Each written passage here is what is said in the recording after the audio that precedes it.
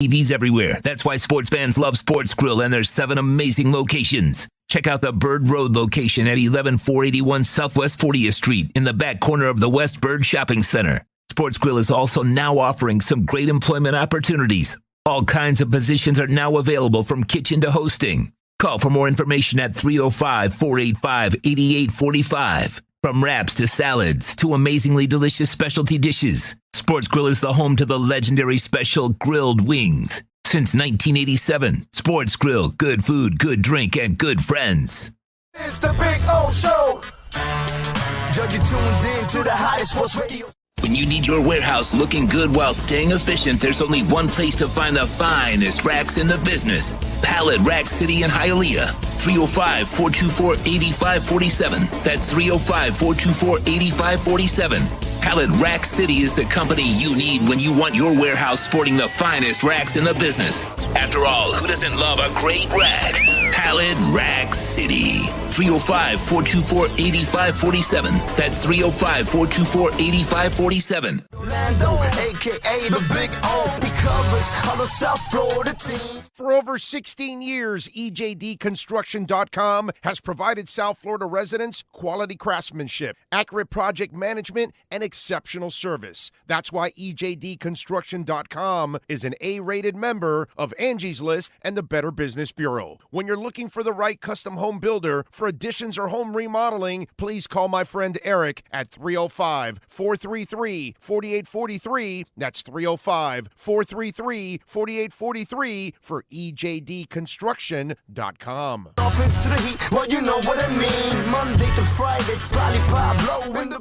There's no need to drive around South Florida wasting valuable time looking for a new or certified pre-owned Acura. Go to the #1 volume sales dealership in the Southeast United States. Craig Zinn's Acura of Pembroke Pines. Purchase with pace and space in a dealership tailored to your needs. From home buying to providing that personal touch. Contact the 2020 Satisfaction Award winner Craig Zinn's Acura of Pembroke Pines. 888-776-5123. That's 888-776-5123. Or visit them at 15601 Pines Boulevard in Pembroke Pines. Show on the radio, the top's where we gonna go. Miami, that's the way we roll. Folks, you can support the hardest working sports talk show in South Florida through Cash App or Venmo. Just search Cash Big O Show. Support us through Cash App or Venmo. Cash Big O Show. We thank you for your incredible support. On the morning show, Big O. No one has a similar show. Talk sports, talk plays, talk... If you're a Miami sports fan, then there's only one store to go to, and that's Caneswear at Miami Fanwear in Davie. They're your one-stop shop for all your inner Miami CF, Canes, Dolphins, Panthers, and Marlins merchandise. They have hats, t-shirts, game day jerseys, and so much more. Located at 2511 South University Drive in Davie, and open 24/7 online at caneswear.com or innermiamiwear.com. Call them at 954-835-5597. Caneswear, the spot where inner Miami and all Miami sports fans shop. Live and direct, because nobody do it better than Big O in the set. From sunrise, listen live. When you're ready to purchase a new home or refinance the one you have, American Dream Lending will make sure your loan experience is easy with fast approvals and quick closings. With many loan programs and competitive rates, now is the time to turn your dreams into reality. Ask about special financing for veterans. They never charge an application fee, and you will work directly with one of their experienced loan professionals. Stop dreaming and contact American Dream Lending today. 786-802-1727 or online at adreamlending.com. The viewpoint, statements, or beliefs expressed on the following program by the host, guests, or callers are not necessarily the opinions of FantasyXS.com, Media Group Inc., ownership, management, sponsors, or website.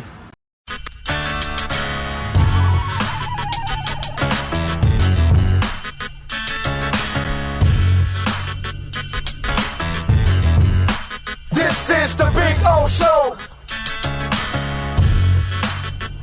This is the Big O Show.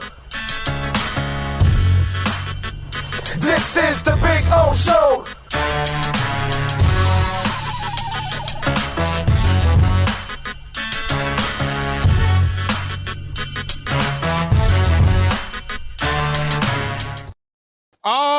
Alrighty, welcome back here at Sports Grill on Bird Road. A happy Sports Grill in Bird Road because the boys finished the season 9-8 after defeating the Patriots 33-24 as they picked up that touchdown right at the end there on defense. That was good. That was Sam Egwavon, wasn't it? Wasn't Sam Egwavon the one that got that? Good for him, man, because remember that preseason game? He had like 86 sacks in one game, which was like a Dolphin record. I don't think anybody else will ever have 86 sacks in a preseason game, but he was the one that had 86 sacks, and so nobody will beat him. But I think that was Egwavon 49 that scored that. That was a lot of fun, man. I mean, listen, I know what you're about to say. It wasn't fun that they made a comeback to almost tie it and bring it within 3. I get that part. I'm not enjoying that part at all with any of you out there, but at least they were able to, get it done, get the first downs they had to get, and then obviously finish off with that touchdown. But that was a lot of fun. At least they were able to pick up the victory, which we'll take, right? I mean, not that it means anything in the big picture, but hey, they won. San Francisco lost. That helped out the draft pick, right? So it's not a bad thing overall. I'm seeing a circle there. They're not seeing us. What is it? They lost the picture. All right, I guess so. We froze up there. Maybe if you're still listening, that's good. We will be back. I'm sure Sean is.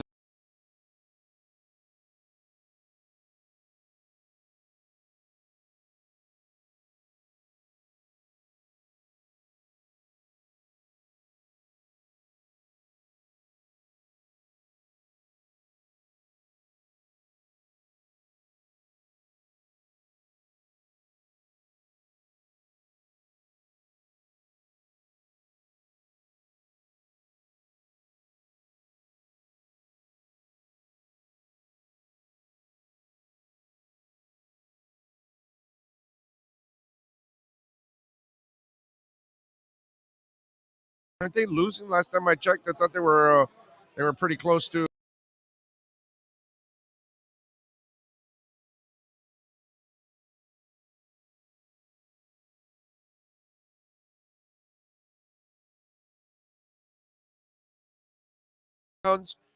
Wow, they're winning 27-24 in that one. The Niners. The Niners, Garoppolo is playing 23 of 32, 316. He has a touchdown and 2 interceptions, and they're still winning. Wow, I thought they were going to lose. That shows you how I was just watching the Dolphins game, and I thought, oh, okay, yeah, they're coming back on them. Okay, all right, fine. And then I see the Rams. Wow, holy crap. The Niners have come back big, dude. They have scored 20 points in the second half to the Rams 7. The Matt Stafford thing, the problem with Matt Stafford is what people don't realize is that Matt Stafford's got a lot of talent, but he doesn't really end up winning. It's weird. He'll put up fantasy stats, but he's not really the guy that ends up being a difference maker. Now, I can't tell you I've been watching that game, so I don't know exactly. I'm just talking about Matt Stafford in general. But damn, I thought the Rams were going to take control here in this game. But look at that. The Niners getting the 2 touchdowns in the third quarter. Wow, that damn. You know what I'm saying? That is rough. Man. So, anyway, good stuff there. Tua, by the way, very pedestrian game today. 15 of 22, 109 yards, a touchdown. Duke Johnson came up with another one. See you later, Alexis. See you later, Josh. Thank you all for coming, as always. And what's it called? Duke Johnson was terrific again. 25 rushes for 117 yards, had the 27-yard run in the second half that really kind of broke it open for them. That was a really nice one there. The shame was that last week he was running well, 7 for 49, and they really could have used more of him. But obviously we know Brian Flores is not a very good coach, so this is why things like this end up happening. But it's a nice – now, listen, in the end, it doesn't mean anything in the big picture for Duke Johnson, okay? But – it was nice to see him actually do something here The sun shines on a dog's ass every once in a while, and he picked up a couple of 100-yard outings. I don't think that means he's a really good running back. You know what I mean? I think he's still what he has been his 7 years of his career, but the guy was a little bit on a roll, and the coach could have used him more, and he didn't. And it kind of, you go back to last week's game, Tennessee was smart enough to put their quarterback in a position to be successful. Miami wasn't. And so that's why you end up losing, because you just don't coach the right way. And Duke was actually running the ball well last week, and you didn't use him. This week, he gets another opportunity, gets 25 rushes, and gets 117 yards. These are the only 2 100-yard rushing games he has in his career in the last 3 weeks. Okay? Not that I think it's a mistake that anybody made in the league, but at the moment, things the way they were going, you should have kept milking it. Problem is, you got a mediocre coach in Brian Flores. Justin Hansen, thank you, sir, for a little love on the super chat. He says, thanks, Big O, for all the great content. Appreciate you, my friend. Thank you all out there. Richard says, last week we were losing by 10 points when they stopped the run because productivity-wise, they're offensively challenged. That's why they stopped the run, and our quarterback in the rain could not produce. Okay, if that's the way you want to look at it, but the running game is there so you can put your quarterback in 3rd and 3s and 3rd and 5s, not 3rd and 9s and 3rd and 10s. That's why Ryan Tannehill had a lot of success last week, because they stayed away from the 3rd and longs. They gave him the 3rd and shorts, but that's all right. That's football 101. Some of you might understand that. Some of you may not. Sign Duke as the RB1 and keep Gaskin as the 3rd down back.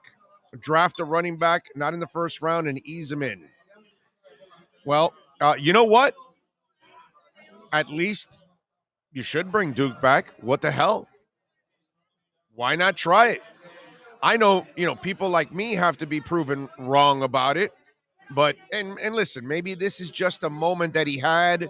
Like any pro, he can have a stretch of good games. Doesn't necessarily make them the player that has arrived or anything along those lines. But why not try it? You never know. Maybe he finds his way late in his career, Irv Gillum, thank you, sir, for a little love on the super chat. He says, Dolphins win and sweep the Patriots. If we can only add playoffs to it, would be really, really nice. That's the only thing that was missing in that equation. You know what I mean? A winning season, you sweep the Patriots, and you get in the playoffs. That's when it means something. Tua showed how important it is for an NFL QB to provide a legitimate running threat. Do you think he can get speed back? Are you talking about Leon? Thank you for the super chat. Are you talking about the speed back as in the running game, or are you talking about Duke, or are you talking about Tua? I don't think Tua gets any faster than what he is, if that's what you're talking about. I think you mean Duke, right? He means Tua? Oh, okay. No, I don't think Tua, no. I think he's thinking maybe because of the hip injury, he's not as quick as he was. No, I don't think. Will he still get more? No, he was never really that quick anyways. It's kind of deceitful because in college he was a more prized, superb athlete than some of the guys that were out there. Yeah, he's not. I don't think, Leon, you'll ever see him. He's not a great athlete. He's a pretty fluid athlete. Really? At 65, Bob Saget has passed away. Wow. Holy crap. He didn't look bad either the last time I saw him. Wow. Well, when TMZ reports it, they're money. They're money. They're pretty good about that, man. They're pretty good about that. How many games this year has Tua had 150 yards passing or under? Oh, that's what happens, my brother. And if you have no line and no running game on a consistent basis, it's hard to get all that done. It's hard to be explosive on the passing game. That's just the way it is. You know what I mean? Listen, man, it's hard. It's hard to also teach people the game of football. But wow, Bob Saget, wow, 65. Man. Outside run was game Saget. Oh my God. Okay. Snow Monster 420 was like, he was like writing about football, and then all of a sudden the Saget thing hit him. That's what it seems like on that one. Big O is a two-and-ear. Yes, I am. How many times do you need to, what do you need me to convince it? What do you guys think? I'm embarrassed by it or something? You think I'm not going to admit it or something? I don't know. What do you want me to tell you? Robert Kraft might as well sell the team to Tua since he already owns them. Ah, very nice, Zachary. I like that. Lucas Stames. I'm not exactly sure. He says Tua, like poo-poo platter he eat is the same as his play. Yep, there you go. How long did it take you to come up with that one? Was that like, what, an hour you were thinking about that? Because, man, that is really creative and so incredibly intelligent. You know, that's it's amazing. You should probably be in a comedy or something. We have people that are like, what, 8 years old watching the show now? Or at least an 8-year-old mentality. Big O, what we can't deny is this winning team from 1-7 to 9-8. That's a winning team. Yeah, does nothing for me, my brother. None of that means anything whatsoever. If you're looking into that, like that's some kind of an accomplishment, that's been done before. He's not the first coach to start really crappy and end strong because they had no choice. I can name you 3 other crappy coaches that did the same thing he did in the last 20 years. So it's not really it's not this big thing that anybody should make it out to be. We have Flores? All right, let's go to Flores. Tom Wilson, by the way, thank you for a little love on the super chat, my brother. We are going to go to Flo. Don't forget to smash the hell out of the like button. Here we go. Flo. And to see the way your guys played and to have it cap off with the way it did with Sam catching that interception in the end zone, just the way that the crowd was able to react and soak in that moment. What was that like for you, and what did that mean to you? I'm proud of this team. I'm proud of their fight, their resiliency, their ability to deal and battle with adversity. We've had ups and downs, and it's a year I'll certainly remember. But yeah, very proud of this team. Marcel? Hey. Marcel, we lost you there. Muted. Yeah, can you hear me now? Yeah. You're the 4th coach in franchise history now with 2 winning seasons in their first 3 years with the team. Does that mean anything to you to add to, I guess, your pride in this year's version of the team? Look, I mean, the credit goes to the players, coaches. I'm always going to feel like and wish I could have done more. And our guys, they work hard from the players, the coaches, but obviously our support staff, and it's a special group. I'm happy and proud to be a part of it, and excited for the way they played today. Proud of the way they played today, and really the second half of the season. So, thanks, Brian. Hey, Coach, you mentioned about the fight and how proud you are of you guys. A win like this today, does it give you more of a sense of confidence as you go into the offseason to build for next season? I think, right now it's, my thoughts are on, kind of enjoying this. I think you got to give credit to the Patriots and Bill and his staff. Congratulate them on their season. I mean, they did a nice job. Obviously played well today.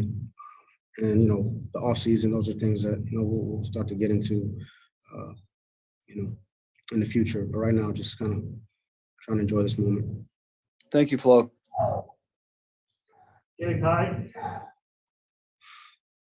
Yeah, Brian, could you sum up this year? Was it success as you see it? Was it what you expected? Man, look, every year's different.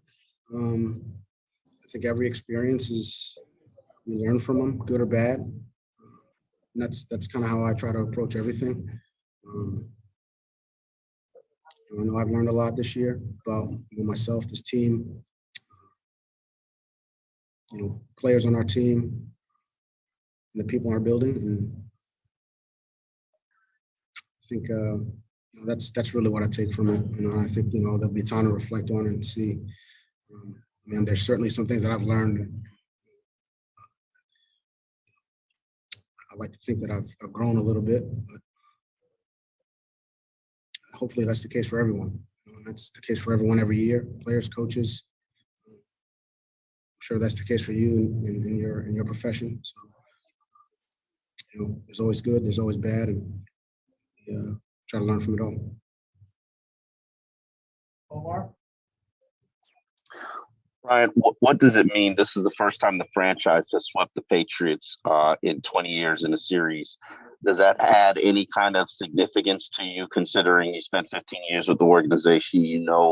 The level of kind of dominance that they've had over this franchise. They do a great job. They're well coached. They battle for 60 minutes. You saw that tonight. They play well in all three phases. Again, like I said earlier in the week, when you're away, I know certainly for me, I've grown more of an appreciation for the things I've learned there and try to implement them, here and really in every area of my life. So, but it's nice to always win. I'm glad happy for our players and our coaches and our support staff to go out this way.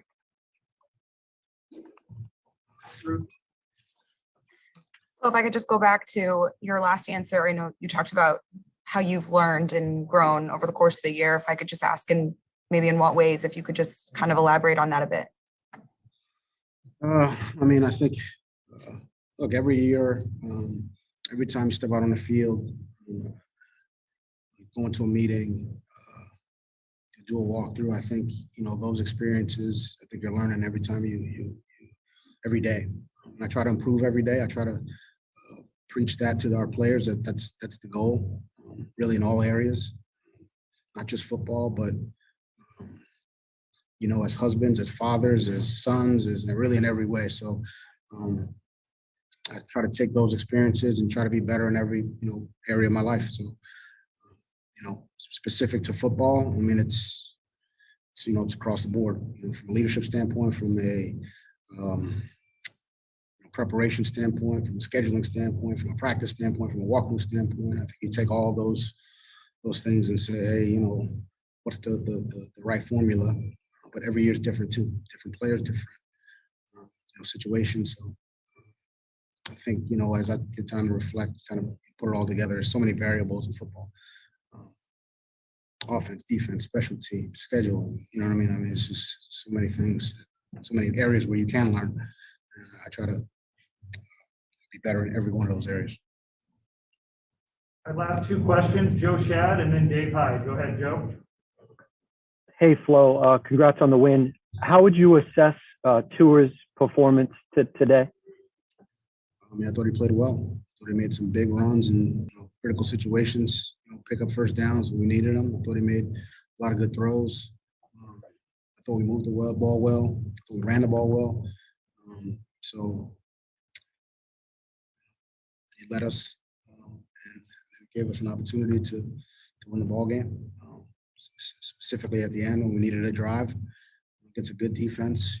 Bill had all his timeouts and he was using them. So it was a big drive, great job. Nice job by George calling it and putting us in position to get the win. Final question, Dave. Yeah, Brian, could you sum up Tua's season? And considering at the trade deadline you guys were talking to Houston, his future with the franchise?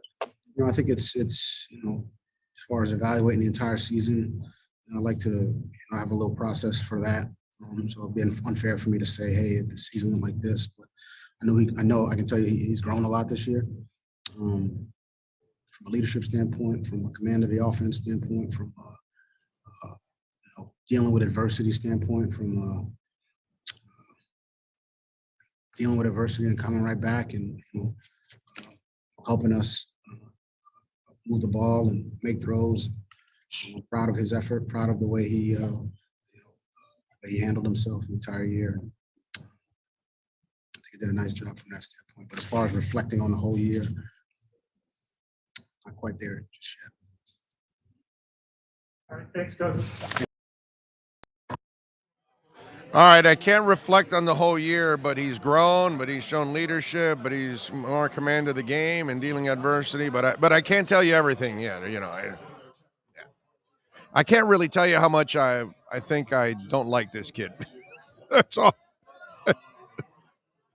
I can't tell you how much I think he's not the guy, and I'm not convinced that he's the guy, and whatever.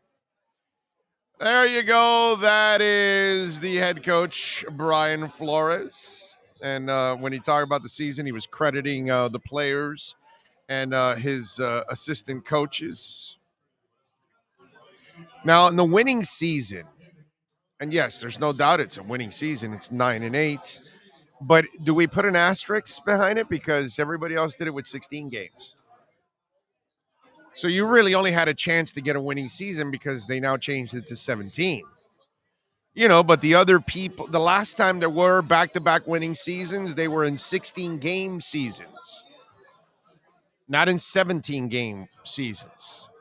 So it's a little deceiving, you know what I mean? But, hey, listen, still better to win 9 than lose and go 8-9, obviously, okay? It's still better that way. And listen, you don't have a pick, so none of this matters. You're going on the Niners, which, by the way, the Niners ended up winning. So that sucks. But, yeah, I thought the Niners were going to lose, man. When I saw it at halftime, I'm like, yeah. Wow. Mike Dizzle, thank you, sir, for a little love in the super chat. He says, Coach Flo is just a damn Belichick clone. He never says anything of value, just boring and uninspiring. He needs to go, and he never supported Tua. No. I mean, that's the obvious there, that he definitely never supported Tua. But what are you going to do, man? I mean, we got who? Tua? Allen? Oh, okay. All right, let's get to our Sports Grill Miami Dolphins report with the one and only Alan Poupart.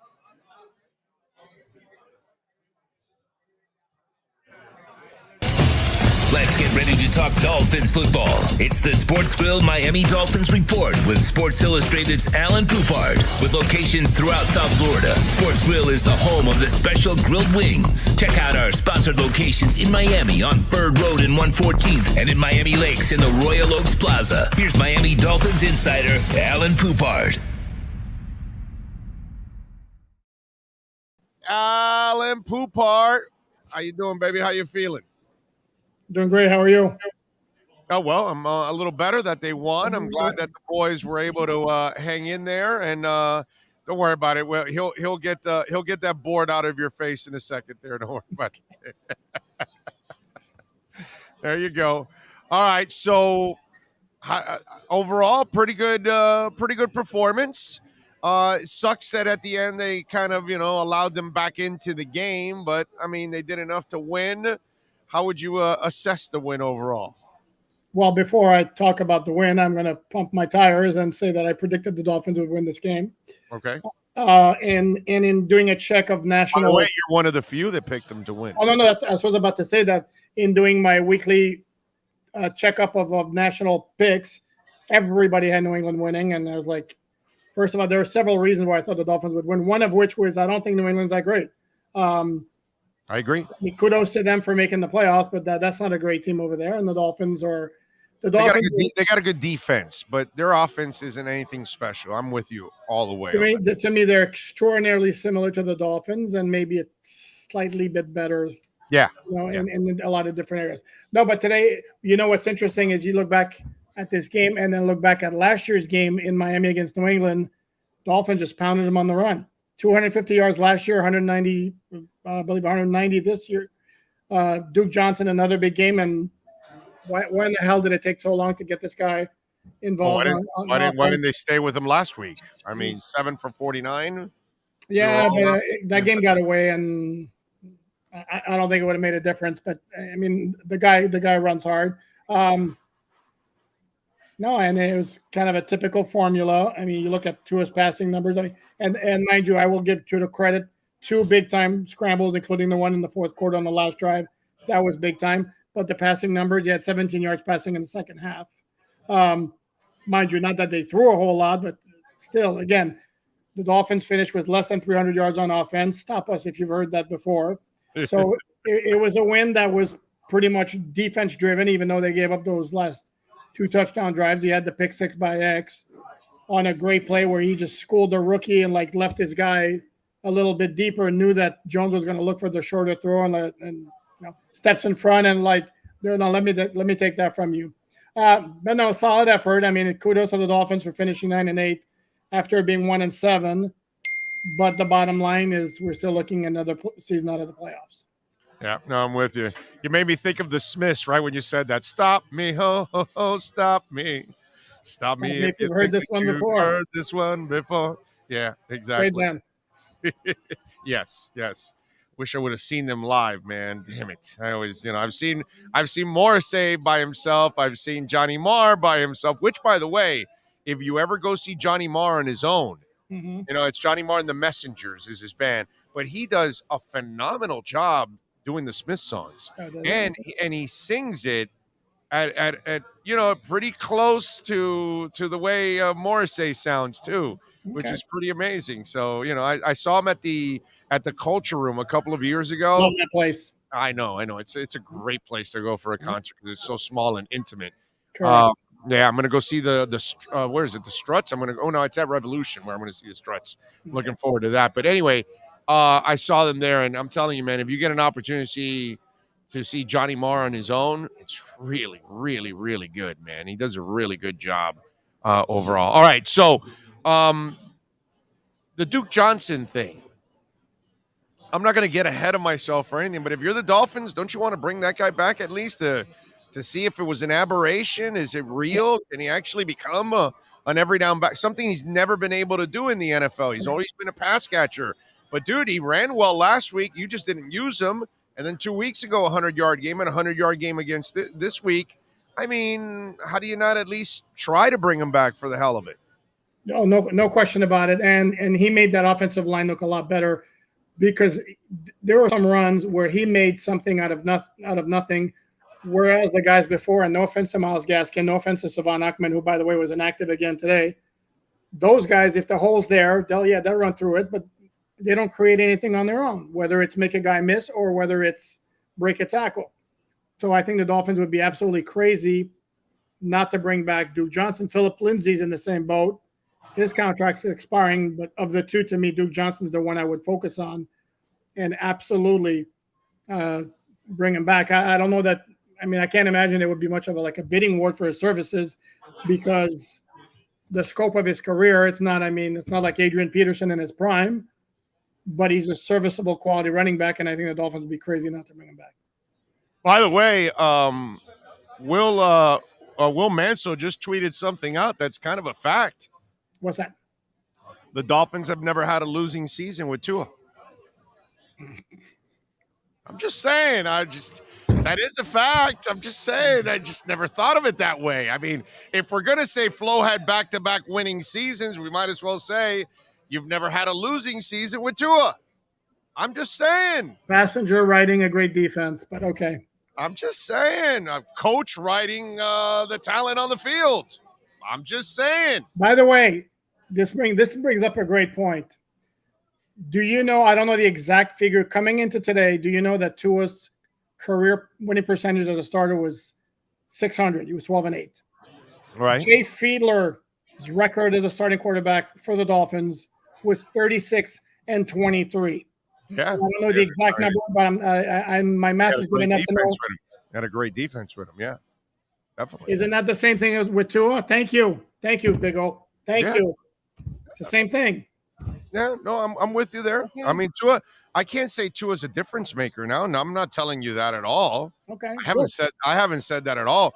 All I've said is the difference is that if you actually gave him an offense, then maybe he would succeed. He doesn't have a Ricky Williams, right? There's no Lamar Smith. Last time I checked. Lamar Smith was just fed 50 times a game. Lamar Smith was not a great running back. Let's not kid ourselves. Well, okay, but that's fine. But he's still better than what they had here right now. But it's also a different NFL where everything is geared towards the pass. They want the offense to be a quick passing game, which is what they have. And Tua, despite what everybody wants to say, has 3 good receivers and Devontae Parker, Mike Gesicki, and Jalen Waddle. So let's just stop with the Tua has nobody around him, and the quarterback can't do anything. First of all, Devontae doesn't count. That's a terrible example on your part. You have to be available to actually be dependable, my brother. So dude, how many games Parker missed? No, my brother. You never ever say that Devontae Parker is worth anything except being put in the trash.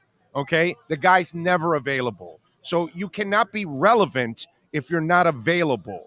And he's constantly injured. He has trouble finishing games. You want to call reliable. Matt Collins is reliable, just never used. Devontae Parker contributes, but isn't reliable and dependable. So Waddle's dependable. Gesicki's dependable, but these idiots don't use him enough. Matt Collins is dependable, but these idiots don't use him enough. I disagree with you. Devontae Parker could never be put on any list that you count on him, because you cannot count on him. And Devontae Parker probably is good for at least 10 receptions a year. That would be incompletions thrown to just about every other receiver because he steals catches. And Devontae Parker has no business starting on an NFL football team, my brother. Devontae Parker Devontae Parker at this point is a backup wide receiver because he cannot play week in and week out, down in and down out.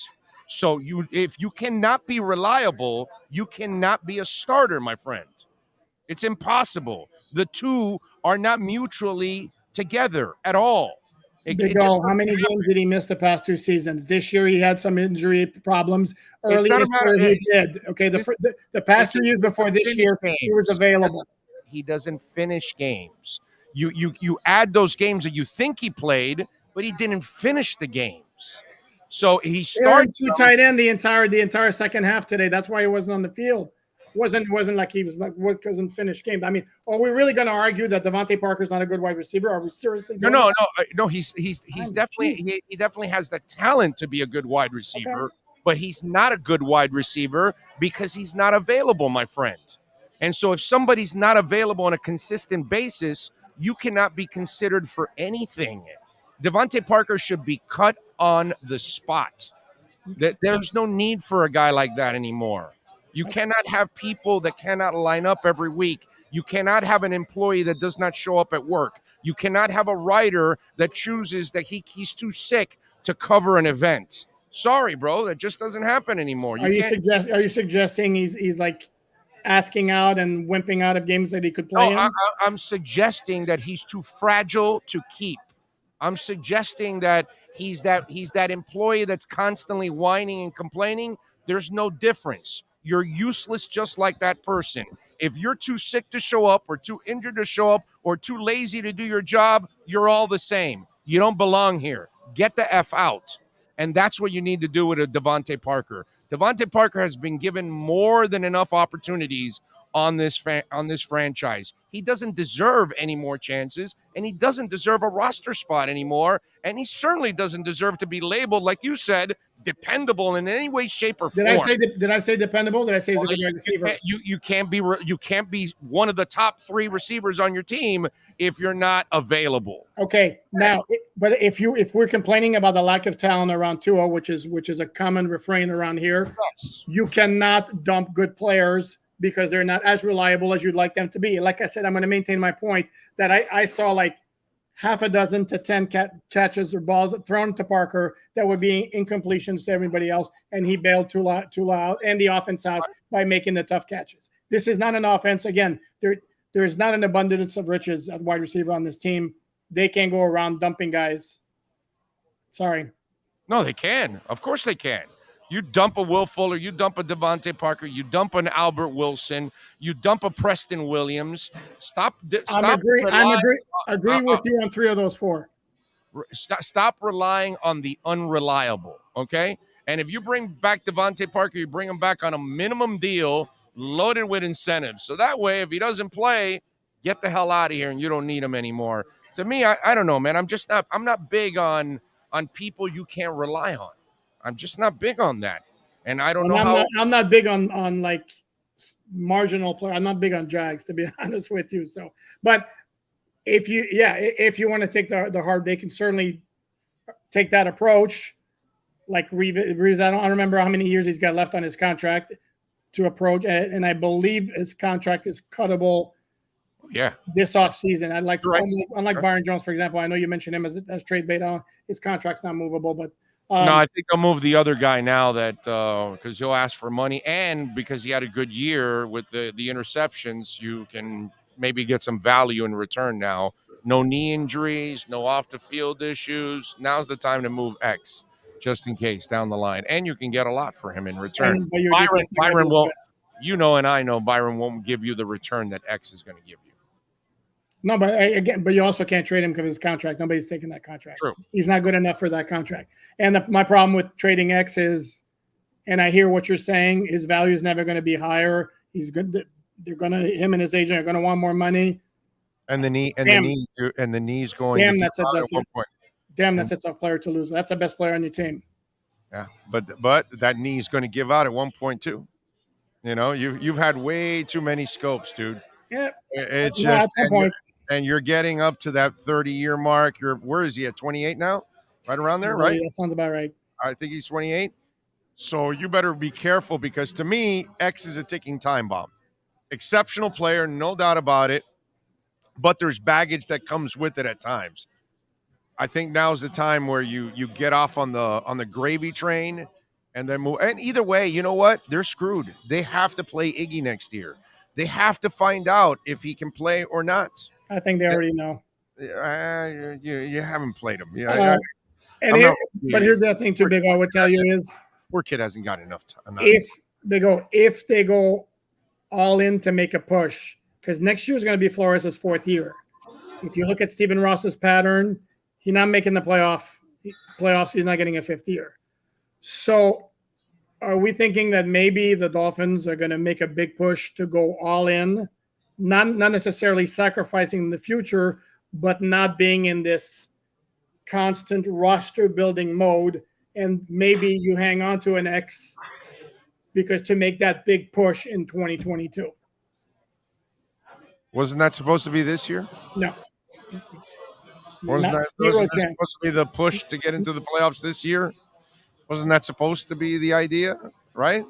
I'm not. I know, and I don't even think that Brian Flores ever used those words. Not that he would anyway, but no, I think this year. Brian never said that. No, but I think this year was more continuing to build a foundation. And I think this year also was about finding out about Tua. Did you really build a foundation on the offensive side? No, but you got some answers. I don't know. I mean, if you force him, I don't think so. I don't think you have any answers on Tua. I disagree with that because I don't think you ever gave him the tools in order for him to succeed. It's kind of like, this week I was explaining on the show. Every quarterback has limitations. Doesn't matter who you are. Okay? One way or another, you're going to have some limitations, and you need to mask them. Even if you have Tom Brady, you got to have a great line because he can't move. So you've got to give him his 2 seconds, 3 seconds to make his decision, or if not, you're dead in the water. Just like Pat Mahomes 2 years ago in the Super Bowl, right? He didn't have his offensive line. He got absolutely killed. You have a Lamar Jackson. He's not a great passer. So you build the offense for him so he can succeed. Strong offensive line, running game, a bunch of tight ends, those kind of things. You got a Tannehill, okay? They didn't understand here, but over there in Tennessee, they figured it out. Great running game, offensive line, defense. Keep it simple for the kid. Keep it like Mac Jones. Keep him in a box, short passes, a couple slants. You only need to make a couple passes, kid. We don't need you to carry the offense. These guys get this kid, and they don't build right around them. They don't build the offensive line. You can't run an RPO when you can't run. Because when your run isn't a threat, the RPO ain't going to work, dude. So all these kind of things that they've done, it's been ass backwards. And they have not done what they were supposed to do to build around him. And even Marino, as great as Marino was, The team failed to build around him the right way. You didn't give him the running game. You didn't give him the defense. So sure, he'll go out there and score 35 or 40, but the defense is going to give up 40 or 45. That's not going to help you. It doesn't matter what quarterback you are. You're going to have to build around them and help them in their strengths and weaknesses in order to bring the balance. They have failed completely to do that here for Tua. Okay, well, not surprisingly, I'm going to take major issue with what you just said. Number one is even though they didn't succeed in every aspect, they did nothing but bend over backwards to help out the kid and make things easier for him, from basically running offense he ran at Alabama, from hiring a quarterback coach with whom he had a past in Charlie Fry, from keeping the two offensive coordinators, guys who were on the staff last year, so that there's not new guys there, from drafting Jalen Waddle, from getting Will Fuller as a free agent. Even again, like I said, not everything they did panned out. I understand that. How's it going to pan out when you give him a quarterback's coach that has no experience? Just because he was with them at a 7-on-7 doesn't mean he knows how to coach in the NFL. I understand that, but there's let me debuke these points here. It doesn't matter to me what pieces to the puzzle. They're shitty pieces. You keep two offensive coordinators that don't know how to do the job, dude. And if you run his offense, you're not running. So who cares if you have an RPO if you can't run? You know what was the other thing you said that also had another hole in it? All those things that they tried to do were all failed things. Terrible. They tried. That argument that they failed the kid because they didn't try to make life easier for him is completely bogus to me. And here's my other point too. So you got to build a house to get prepared for a storm. So I'm going to go over there. I'm going to build it with toothpicks and popsicle sticks from ice cream. Is that all right? Because I tried. I appreciate the help. Here's the more important point. Here's the more important point. Given the skill set we're dealing with at the quarterback position, the ideal RPO is all great. What it needs is a short, quick passing game, which is what the Dolphins went to, which is what led to the high completion percentage. But because of the limitations, both in that offense and in the quarterback skill set, there are certain things you're going to have a problem doing. And again, today we saw it. There's a lot of completions, and like in the first half, he was 12 for 14, but for 92 yards. Right. Okay. And I'm saying the margin for error and the way the system is set up with the current quarterback, it's dependent on having a defense that can dominate games. It didn't happen in Tennessee, and they got smoked. Okay. It happened today in the first half, and they built the big lead, and then New England came back, but they still were able to win the game. What happens is if you get a franchise quarterback, say like somebody like, I don't know, Deshaun Watson, your margin for error becomes greater because you can have a quarterback who can erase deficits and who can overcome mistakes more easily. And you're shaking your head no, but he won 4 games last year, bro. Sorry, he won 4 games. Are you Big O? Are you seriously going to debate Deshaun? I know he's awesome. I know he's awesome, dude. I'm not. They would have won one game. They would have won one game with I watched awesome for 17 years, my brother. And for 17 years, he couldn't erase a defense and he couldn't erase a running game. So all this stuff. He went to the playoffs every year. And number one. And who cares about that? Again, we're going to talk about the house with Elmer's glue and popsicle sticks. Is that what we're trying to build? Okay, Big O, did you ever think that all those years with Marino quarterback, the fact that they were so focused on everything going bombs away that they didn't really provide for complementary football, and that the bombs away approach put more stress on the defense? Yeah. Which is why Jimmy Johnson didn't like the idea of having Marino bombs away, which created problems. And by that time, he wasn't my brother. The red gun was faster than anything that the Dolphins ever had with Jim Kelly and the boys. And they had a defense, and they went to. You mean the K gun? The K gun, whatever. The K gun was just as quick, and it would strike quickly. And guess what? They had Bruce Smith, and they had Darryl Talley, and they had some nasty ass dudes on that defense. Something that, unfortunately, rest in peace, the old man could never get. Shula could never get. And they had Thurman Thomas, something that Don Shula could never get. So that's just excuses about, they scored too fast and the pressure on the defense.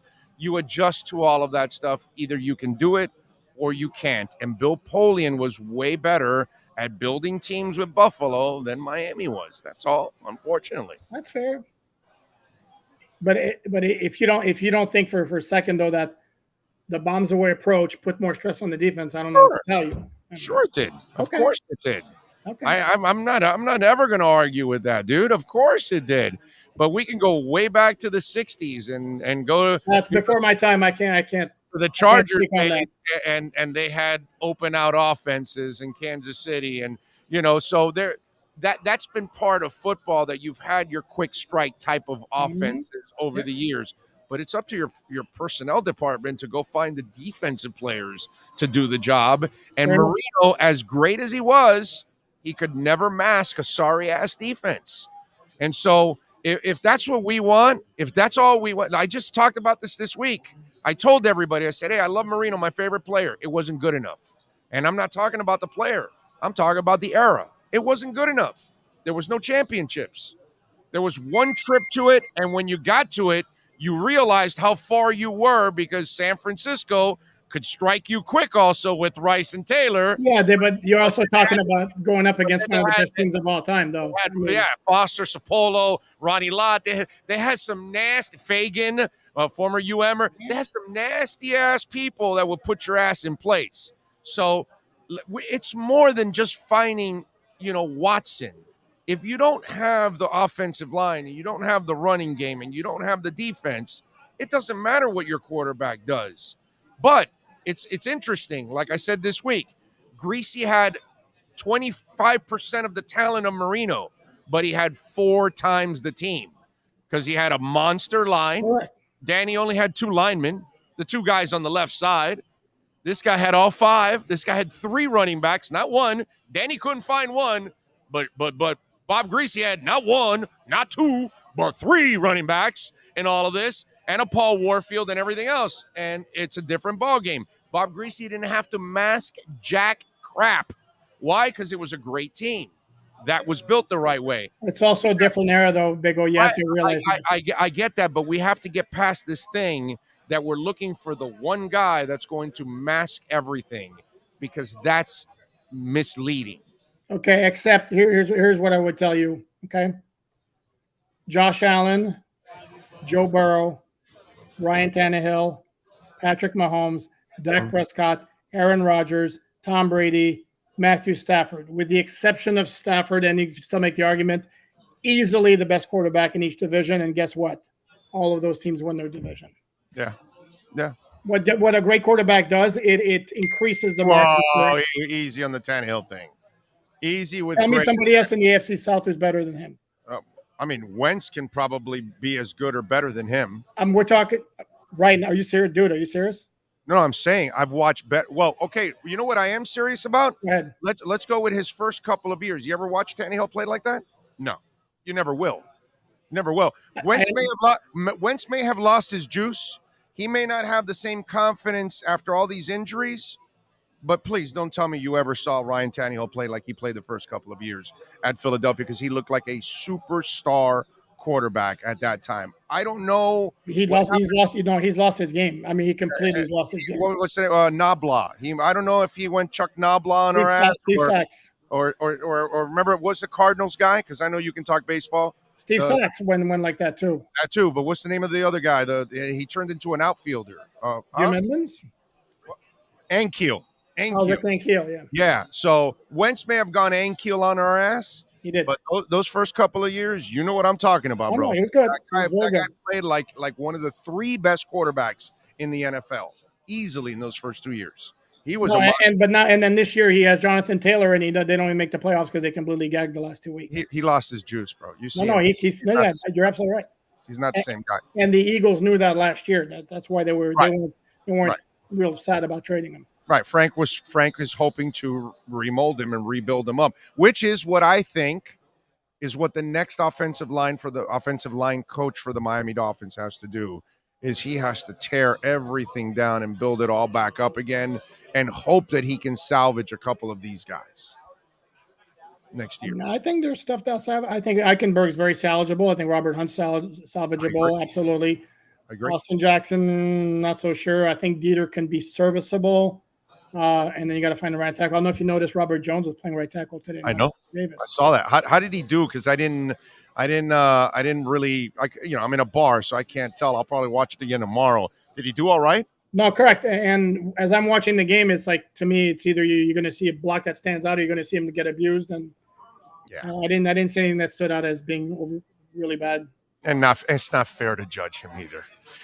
He needs a lot more playing time to even judge him too. It's kind of but you want to see. I mean, you want to see how he drops. And again, I didn't see anybody like swing around him like he wasn't there, like a Jesse Davis, a turnstile type of thing. I get what you're saying. Well, dude, the guy hasn't been right all year. I mean, wasn't right all year. Again, dude, we've talked about this. He's Andrew Gardner for me, bro, and I have no problem with that. I love Andrew Gardner. I think everybody needs that guy. That's the utility guy that can play multiple positions and fill in for you. I think Jesse's fantastic in that role. I really do. You don't think so? That's his best role, but I think he actually, to me, he was okay last year. And then, like I said, this year, to me, he's coming into training camp and talking about knee swelling management. Yeah. Dude, I've never heard that knee swelling management during training camp. I've never heard that before. Which that tells me right there that's not a great sign. And then I zoned in on him after one game where he was really bad, and it was like, dude could barely move. I'm like, what's going on here? By the way, any word from the owner? Did he open his mouth here after the game and say make any declarations for anything? I have not seen. I have to get back because I've been talking to you, but yeah, it's interesting that because Jim Harbaugh's out there, because he's done it before, and because we've hit basically the time frame where his last coach was fired after his third season. To me, it might have been a good idea to come out with a statement of public support, just in case the thought was out there that Brian Flores will be back in 2022. I don't know. You saw the Glazer thing? Like, he had him in the safe, but then he mentioned that even if they make a change there or whatever, I did laugh when he says, well, Flores will be rehired right away. And I said, yeah, just like Adam Gase. Yeah, sure. He'll be rehired right away. You can go ahead and have him, bro. Let the exploding cigar move on to that into another team. That's fine. The Jets got the exploding cigar, and you can enjoy it if you want, bro. No, but that one was weird because it went south with Adam Gase, and the Jets picked them up so quickly. It was completely crazy. Where that one, yeah, you're right. Credit to Flo, it didn't go south because again they regrouped and finished 9-8. So this one would be a little odd to part ways, and then because this is one of those where you still have people that either believe or don't believe. I think most believe. I think very few are in my camp. Actually, I think that a minority are in my camp. I think the majority think that Flo is fine and he's headed in the right direction. So I think it would be a weird look. But you're right. The Adam Gase thing, it looked like it had fallen apart. You needed to pull the scab off. No, and there are a couple of things. And then I encourage all the listeners here to check out the website, alldolphins.com. I did a big thing on Flores heading into this game after heading into this final game of year 3, pointing out like pros and cons. Yes, you did. And there's some on both. There are clear, marks on both sides of the equation. And if we go back to today's game, I hope people don't go. And I understand it's cool that they finished 9-8. They completed a sweep against the Patriots. But this was a weird game for the Patriots. Understand that they psychologically, they're coming in basically kind of set at 5 or 6 as a playoff seed. Maybe they can clinch the AFC East if Buffalo was going to lose at home against the Jets. Not going to happen, which it didn't. So if we're wondering whether the emotional, psychological, motivational edge here clearly had to be on the side of the Dolphins, and does that play a factor in them winning the game? Who knows? All right. Follow him on Twitter at Poupart NFL. And like he said, make sure you bookmark All Dolphins there on Sports Illustrated because he is pumping out articles on a consistent basis. I think every Dolphin fan on the planet should be locked in with Alan Poupart there at Sports Illustrated. Alan, as always, thank you, my brother. Appreciate you. We'll talk during the week. Sounds like a plan. Be good. There you go. The great Alan Poupart, baby. All right, good stuff. What do we got? 0-0 Raiders and Chargers. So the loser is out in this game, huh? So Steelers are in with the loser of this game out. Interesting. I hate that Big Ben gets another game. I hate that people are celebrating Big Ben. It makes me sick. It really does. All right, let's take a really quick break. Hour number 2 is next. Cameron Wolf and Omar Kelly are set to join us on the other side to start off hour number 2. Who's next? Who's up? Omar Kelly and the EJDconstruction.com Miami Dolphins report in 1 minute.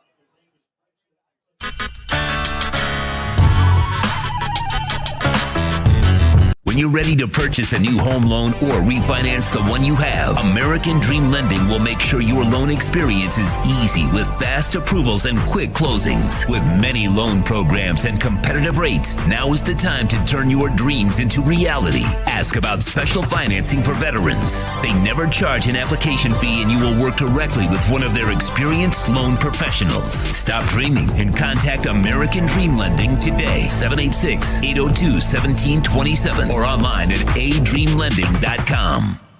For over 16 years, EJDconstruction.com has provided South Florida residents quality craftsmanship, accurate project management, and exceptional service. That's why EJDconstruction.com is an A-rated member of Angie's List and the Better Business Bureau. When you're looking for the right custom home builder for additions or home remodeling, please call my friend Eric at 305-433-4843. That's 305-433-4843 for EJDconstruction.com. The viewpoint statements or beliefs expressed on the following program by the host, guests, or callers are not necessarily the opinions of FantasyXS.com, Media Group Inc. ownership, management, sponsors, or website.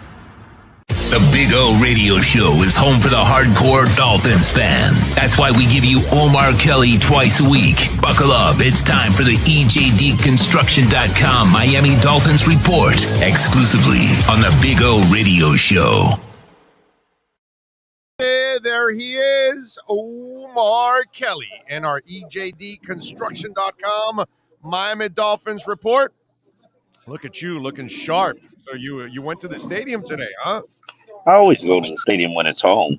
I don't know, just thinking, the virus thing, the baby. Yeah. Be very careful, so No, Dolphins don't have. We got plexiglass, and Dolphins don't have anybody within 12 feet of me, so I feel pretty safe here. I've always felt pretty safe here. Yeah. I figured that they would handle things the right way in that sense. Did you see the owner? Because I didn't see any camera shots of the owner. Was he there? I have no idea. I didn't look for him at the beginning before the game. I'm assuming that he was, but I'll ask. I didn't look for him. I wasn't looking for him. Okay. Has he no declarations have come out? Because I haven't seen anything from. You act like we can go anywhere. We're it's COVID time, bro. Somebody's got something. I don't know. Maybe I missed something. I don't know. No, we're not, bro. And I told you this for months. We not doing nothing. There is nothing happening. Nothing.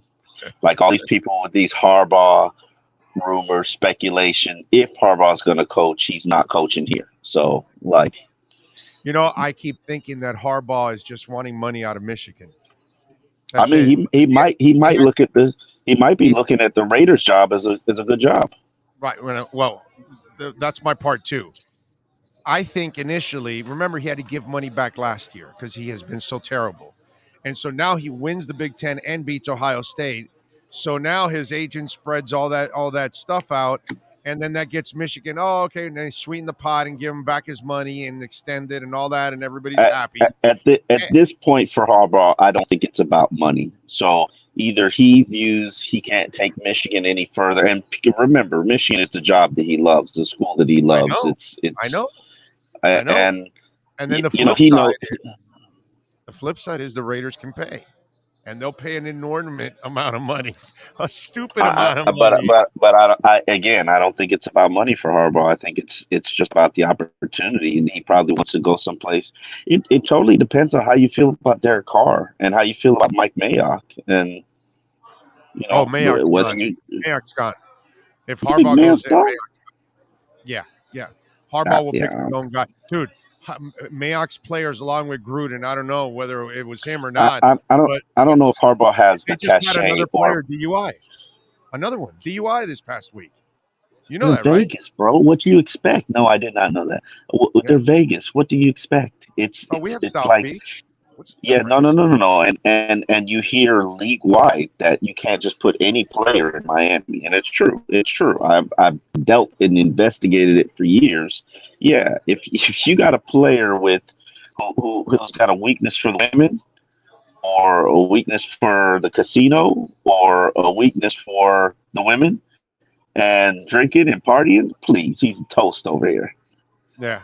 No, plus, I mean, some of their players have made some just, ridiculous decisions. And the Dolphins got one of them now in Arnett there. By the way, I read for a short amount of time before it destructed on your Twitter feed that you were doing a little investigating, and you were finding out that Van Noy was kind of not a Flo fan, and that Flo is, you and I had this discussion. No. Benoit became a pain in the ass, which Benoit is a pain in the Van Nott is a pain in the ass. He's a very complicated individual. He became a pain in the ass for Flo, primarily on the team's defense.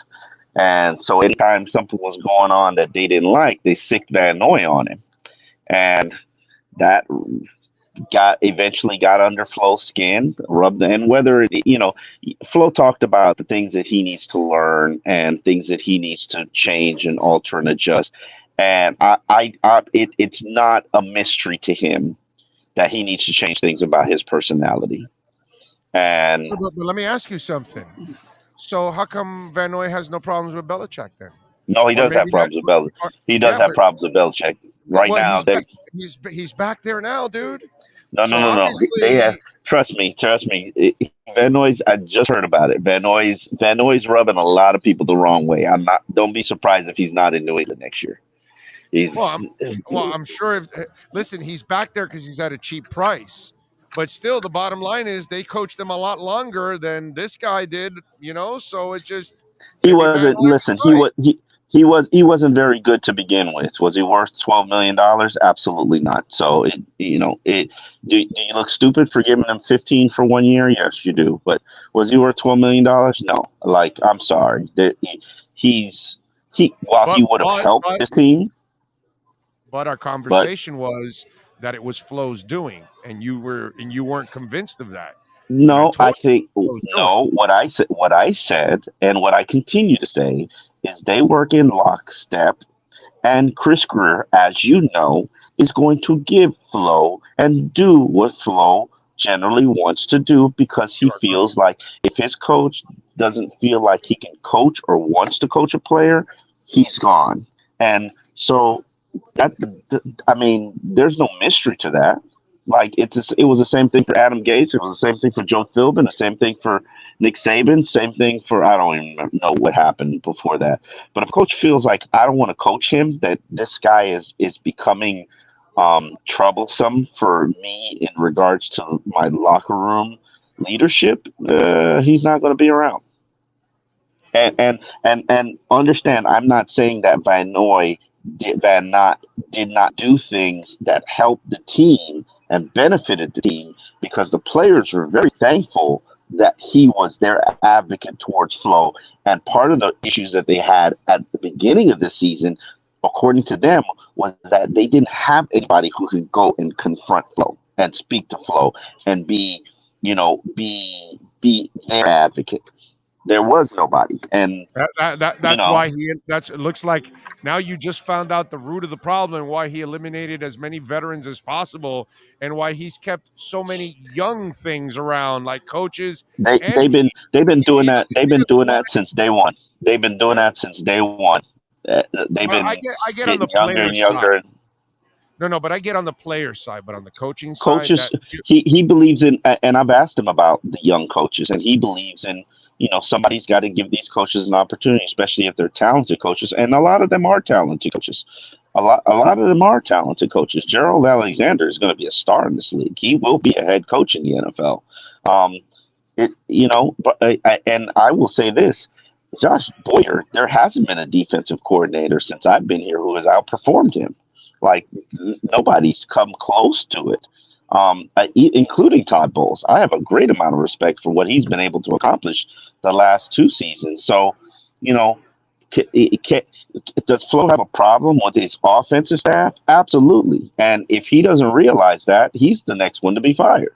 Like he's got to realize that he's got to have an awareness, and you can't watch this offense struggle. And he's been cutthroat every single offseason. So what would make us say that he's not going to be cutthroat this offseason? So then, what makes me think that he would actually get a relevant staff? What tells? Because I have zero proof that he can build an offensive staff. You know what I mean? You don't know who's going to be unemployed next week. I mean, you don't know who's going to be unemployed tomorrow. Yeah, there might be six head coaches unemployed, and that's 6 offensive coordinators looking for work. If they're willing to work for him. If they're willing to work for him. Okay, and that's a big problem, Omar. I mean, the MO is not to go hire experienced, proven, talented coaches. He did. He hired Brian Caldwell, and he didn't stay. He hired Chan Gailey. He didn't. Jim Caldwell. Jim Caldwell. He had Jim Caldwell, and he didn't stay. He hired Chan Gailey, and he didn't stay. I don't think the problem is hiring them. I think the problem is keeping them.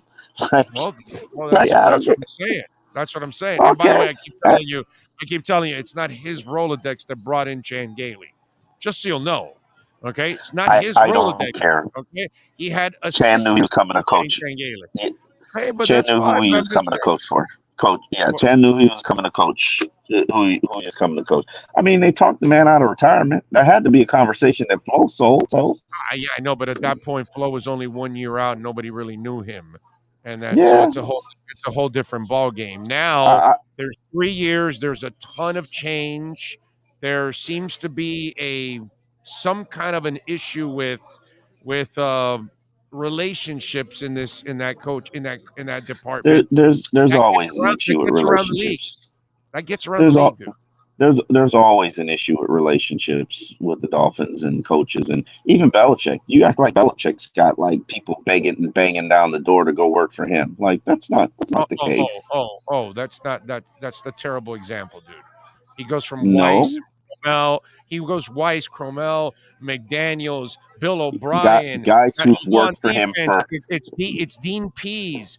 It's what's it called? Guys who have worked for him for 15 plus years. But that doesn't matter, dude. He does. Look at McDaniels. Look at McDaniels. How long is it? Coaches? Yeah. Because they never leave. That doesn't necessarily mean Romeo Cornell was there, dude, and left and went and got a head coaching job, but he's still really more of an assistant coach. He's more of a defensive coordinator. Charlie Weiss was there, and he went to get a head coaching job, dude. My point is, whatever he hires, Omar, they're good enough to be there, to be productive, and to get head coaching jobs. You know, the guy they played last week, Mike Vrabel, 20 years of Tom Brady.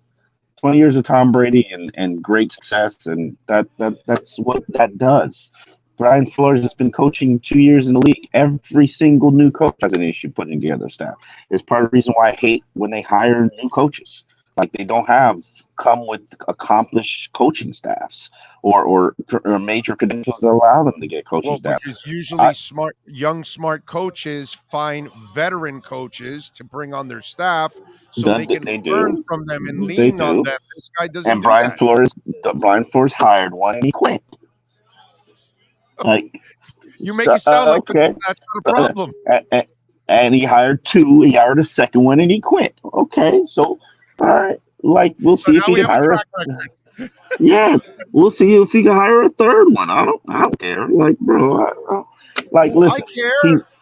He's earned bro. Big O.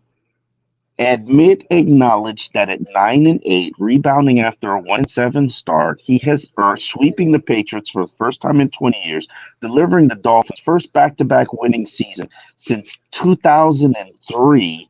That he's earned the right to coach this team next year. Admit that. Just acknowledge that. No, I wouldn't. Why would I acknowledge that? Why hasn't he? Why hasn't he? Because I see the obvious problems, and he only got a winning season because they added a 17th game, my brother. It's a 500 season. Everybody else, it can't be a record if it has an asterisk next to it. Okay, No, he that's the doesn't new have season. two winning seasons back to back. Because the last time they did it under 16 games. Now they're doing it. Is it a season? Is 2020? Is 2021 a season? Yes. Is it Yes, a it winning is. season? Yes. Yes, it 2020 is. was a winning season. Okay, so it's a back-to-back winning season. Yes, Like it is. But he needed help in order to get it. Okay, it wasn't like he didn't have the same level playing field as the last time they had back-to-back winning seasons. They finished the Those year were done winning as 8 of 9 games. 8 of 9 games, and the game that they lost was a frozen rainstorm where they just got dominated by the home team. Okay, like, not, you know, I'm not. Sperano starting 2-4 and finishing 9-1. That justified it, and that really proved it again. You know, Gay starting 1-4 and finishing 9-2. You know, I've been at this. This has happened before, my brother. This is nothing new. This doesn't mean that you're a good coach. This means maybe that the talent around you is pretty good. You just weren't good enough to make it better. That's I don't maybe think what this talent. I don't think the talent around them is any good. I think this is probably one of the worst offenses I've ever seen.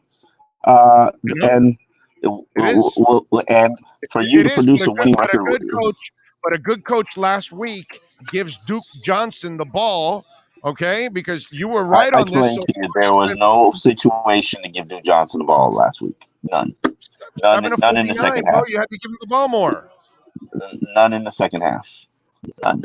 And like we've gone through this. There was no situation to give him the ball in the second half. That you were down 21 points by the time you had the ball again. Like, no. You can't. You're not really a passing team, so you're going to try to make a kid a passing team when you you're don't down have 21 it. points, right? In the rain in a slick surface, you're down 21 points, right? Yeah, I You know. think It would that's be the time better to to run the ball? Yeah, in the rain, you probably are better off running the ball, my man, not passing. You are better. And You are seal the victory, seal the loss. Okay. You weren't going to win anyway. You scored 3 points, my brother, because you I didn't think run the offense that you could run. If you go into that mindset that you aren't going to win or you're not going to give yourself a chance, then you did lose, and that's a defeatist mentality. I think the Dolphins have shown throughout this entire season they haven't quit on a season, quit on a team. You know, this could have been a tricky game. Players could have checked out. Players could have had their bags packed. They didn't. They didn't perform like that, and they swept the Patriots for the first time in 20 years. And props to Brian Flores, because nobody has been able to do that since nobody's been able to do that. Like, who was the last coach that did it? Maybe once. Yeah, but again, the last time he did it, it was 16 game schedule. That's the only thing. It doesn't matter. You still played the Patriots twice. You still played the Patriots twice. It's not like I said you played the Patriots 3 times. No, you played the Patriots twice. You swept the New England Patriots for the first time in 20 years. That's a major accomplishment for this franchise. Major. Like, by the way, at halftime it was 17-3. 17-3, and you had one possession in the third quarter, and that I can tell you. And by the way, Tennessee did not score a point in the third quarter. They scored points in the fourth quarter. On the same drive that they started in the third quarter. And you know what happened in their one possession in the fourth quarter? They were working in the hurry up offense. They ran the ball 3 times. Myles Gaskin got the ball. It was their hurry up package, and they got themselves in the scoring territory, field goal position. A sack pushed it back to a 53-yard field goal, and Jason Sanders missed the kick. The next time they touched the, it's not what you said, dude. No. I told you that they should have kept running with Duke, and you they said had one possession. Duke is not part of their hurry up package. Duke is not part of their hurry up package. You know, this is a package based team. If Duke is not part of the hurry up package, and the hurry up package was working, which is what you're basically justifying stupid football. Okay, that's what you're doing. If the hurry up package was working, which it was, and it was moving the ball, which it was, and a sack was the only thing that drove it out of scoring territory, which it was, like, and that was their one possession. Uno possession. They scored 3 points. Nothing's working, my brother. Nothing's Okay. working. Like you go through that playbook and you tell me which play should Duke Johnson have been on the field when you have a hurry up package that you're running with no substitutions, That's my point. no substitutions. You're not subbing because you don't want the Tennessee Titans to sub. Tell me exactly when to put Duke Johnson in the game. What'd they do today? It's a different team, different mentality, different condition. Were they leading? Were they leading the game? They play differently when they lead. You know that. Than when they're trailing. I know that. I know that they play differently. But how can you say that? But having a very simplistic approach. Oh, they should have gave the ball to Duke Johnson. Yeah, Duke had it greased up. It was a slick track. But by the time they had one possession in the third quarter that got spoiled by a sack and a missed field goal.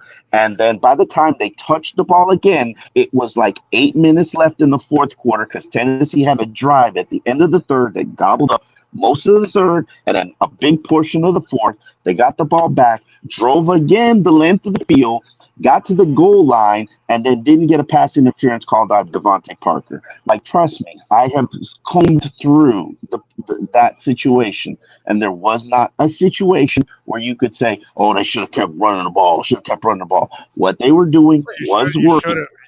You should have used them a little bit more so you can make some of the downs more manageable for Tua, my brother.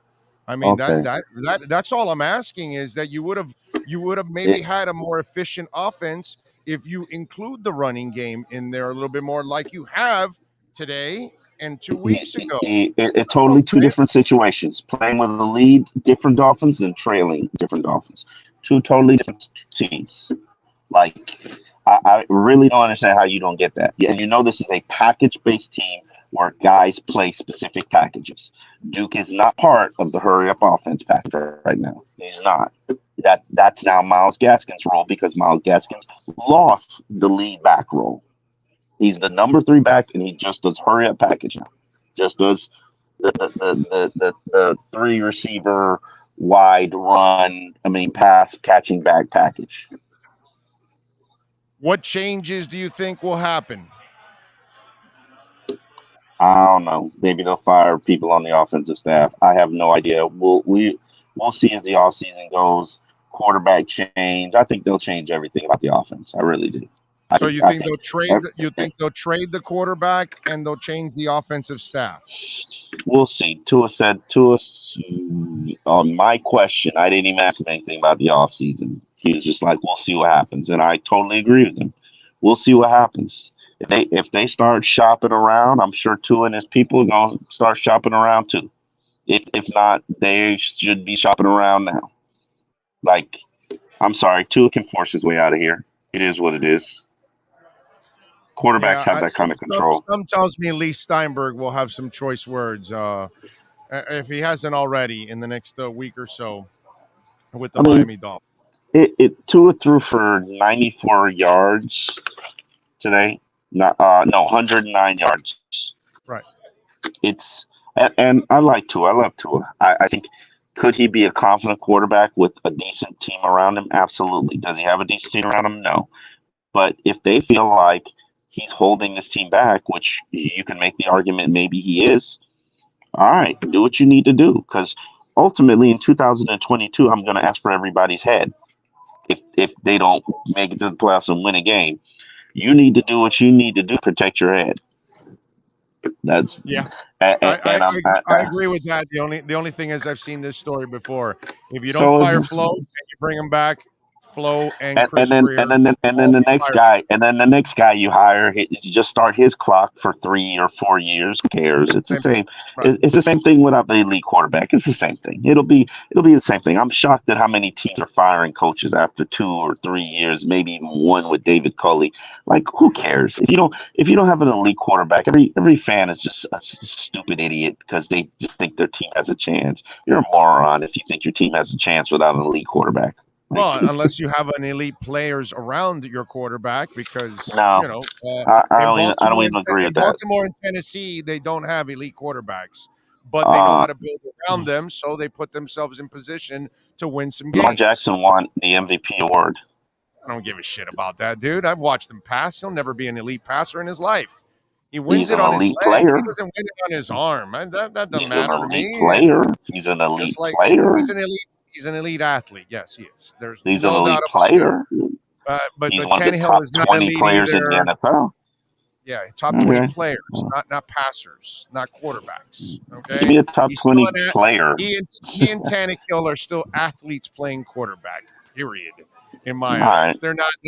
But their teams understand them, so they build around them the proper way, and that's why they have success. They don't win a championship, but at least they can put themselves in that position. Here, they don't understand their quarterback, so they don't build around him the right way.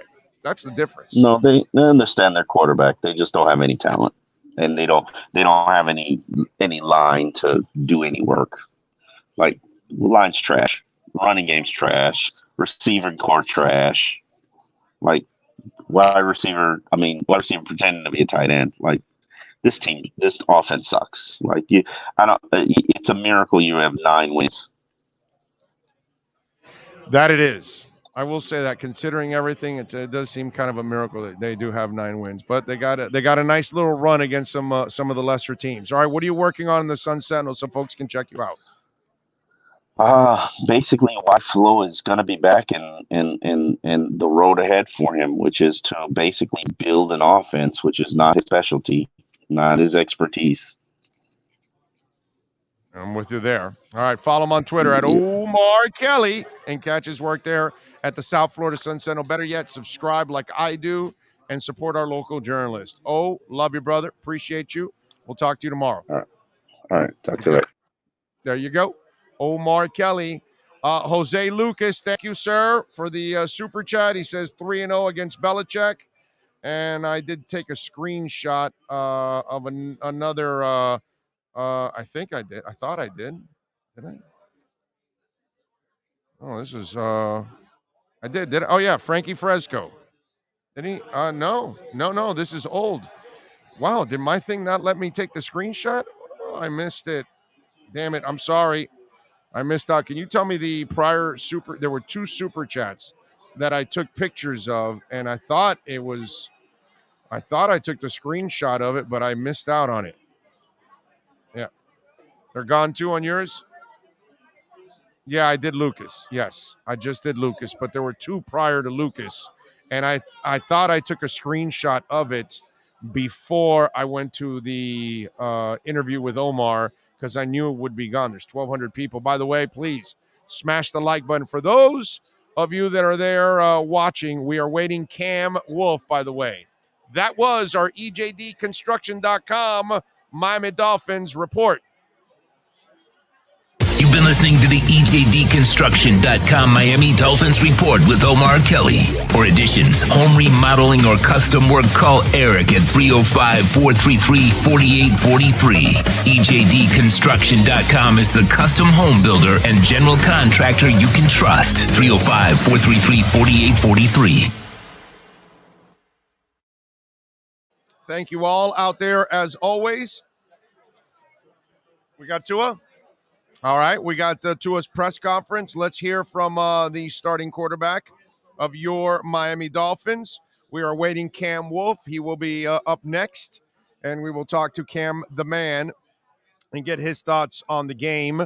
Let's hear from Tua. Sean will get it ready and loaded, and then we will hear from the starting quarterback, which I'm sure he's being asked, like, hey, do you expect to be back next year? Do you think you'll be watching Watson in a Dolphins uniform? You know, that kind of stuff. All right, let's hear from the Dolphin quarterback. Go ahead, Sean.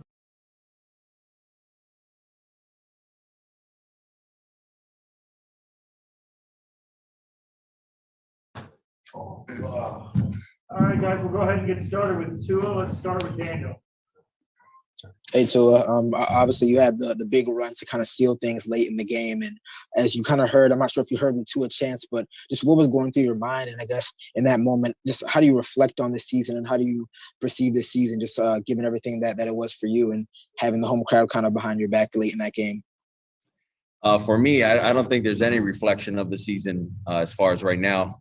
I mean, we just beat a tough team. I mean, really all week, you know, that's what we've been harping on is really we want to end this season with a bang. So that's what we went out there and did. And those runs, and they just happened, I guess. Mark Stallworth. Hey, Tua, a great game today. 0 interceptions, and you were able to defeat Mac Jones. How did it feel knowing that you got a win against your former college teammate, and you guys play tomorrow night? So how did it feel to get that win against him today? Yeah, I don't never look at it as me versus another quarterback, or me versus another running back or whatever.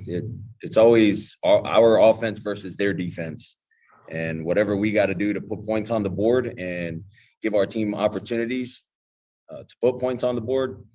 So I don't really dive into all of the me versus Mac or any of that. I think Mac did a hell of a job, towards the ending of this game, and really towards the beginning of the season. He's grown a lot as a player. Watching his game, I couldn't be more proud of him, and I'm happy for him and wished him the best of luck as they go into the playoffs. Mike Pasquale.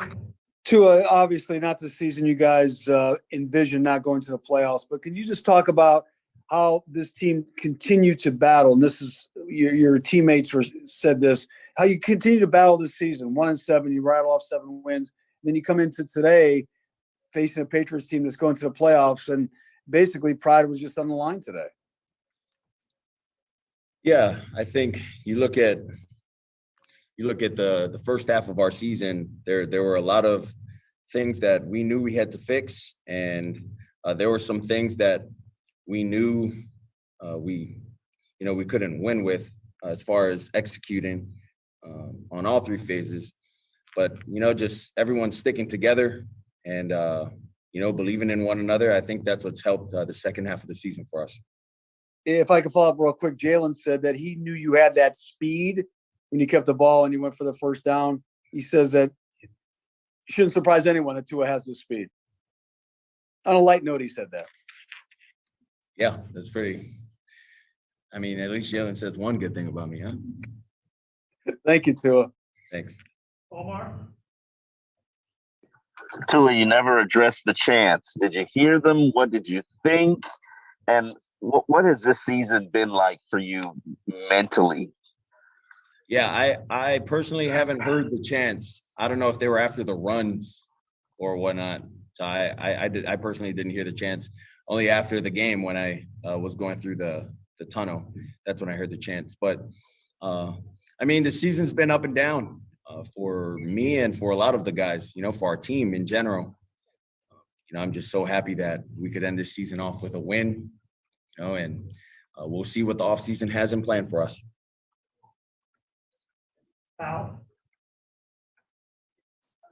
Tua, you described the ride that this team has been on and how you were able to keep fighting and win once you hit the midseason point. I'm wondering if you could describe a little bit about Brian's role in keeping this team together and directing it the way he did toward the win streak, and why you think he's the right man to help this team take the next step maybe next year. Yeah, I think Flo has done a great job helping us stay together and not really worry about the outside noise and focus on the outside noise, if you will. It's just really us being able to spend some time with each other, spend more time with each other, and things like that. But I think he's done a great job helping us, get to where we're at this year. Obviously, the first half wasn't what we wanted or what we expected. But like I said, I'm very pleased with how we finished this season off. I will take one more, Ruthie. Tua, obviously a historic day for your college teammate. What was it like, being a part of that season for him? That was amazing. Pretty much the first 3 plays went to him. So we got that out of the way quick. And then I was actually very happy that we ended that drive with a touchdown for him. So that was really cool.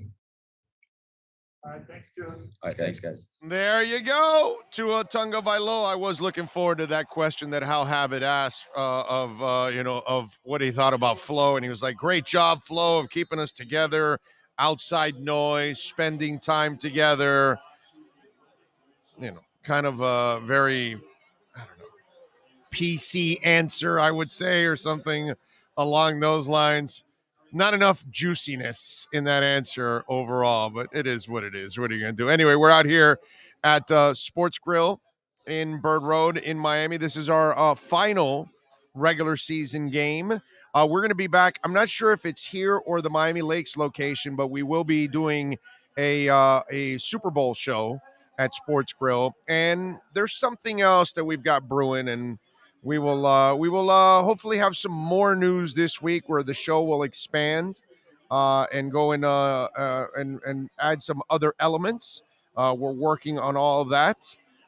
We are just two men putting all this together, so you got to give us some time. But in a short amount of time, we've made a lot of progress, and we're grateful. And by the way, thanks to all of you earlier this week, we passed 11 million downloads, which again we can't thank you enough for what you guys have done for us and how you've supported the show and the way we've grown in such a very, very short time. So we really, really appreciate all of you out there, man. Thank you so much for helping us grow. And things like smashing the like button, that goes a long way for us, man. Not just visiting our sponsors and telling them about us when you visit our sponsors, but smashing the like button too. We are awaiting Cam Wolf, hopefully. What do we got? Oh, you did? Okay. By the way, the super chat, one of the super chats that I missed, Sean was able to retrack it, and it was Nicholas Rowley, and he says, Big O, another winning season by a mediocre coaching staff, missing the playoffs by a hair. Anyway, till next year, cheers, my brother, fins up. Thank you, Nicholas. I appreciate you, my brother. Thank you for it, okay?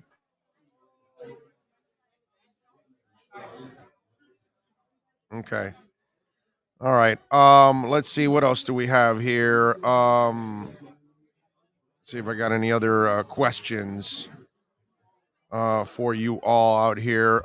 Greg Sachet, thank you, bro. Sachet says more questions than answers this year. See you in August. And you know what, Greg? It's the life we live as a Dolphins fan. And, we've gone through this for so long, for so many years, that it's frustrating. And you're right. Greg is 1,000% right. You end this year and you wonder, is Tua the guy or not? Do we have the coaching staff or not? Do we have the front office or not? Do you think we have the right owner or not? You know what I mean? Everything gets questioned. And 9-8, it doesn't become a satisfying season. You won 10 games in 16 last year. So 9-17 is not nearly as impressive. And your 7-game winning streak, yeah, you got lucky that you were able to, get on a run against a lot of bad teams. And so now you question it. Do we have a head coach that can build a staff? Do we have a quarterback that we believe in? These are the things that we won't know until next year. And Greg is right. We all can have opinions, whether you believe in Flo or not, whether you believe in Tua or not, whether you believe in Greer or not. There's going to be people on both sides of the fence on that. Okay? That discussion and that argument will go on all offseason. And if Watson gets cleared, then there's going to be the Watson or Tua talk. And do we give up all the assets and then have no assets to surround Watson with? But we got the quarterback that we think will mask things, which I find that to be a very flawed way of thinking.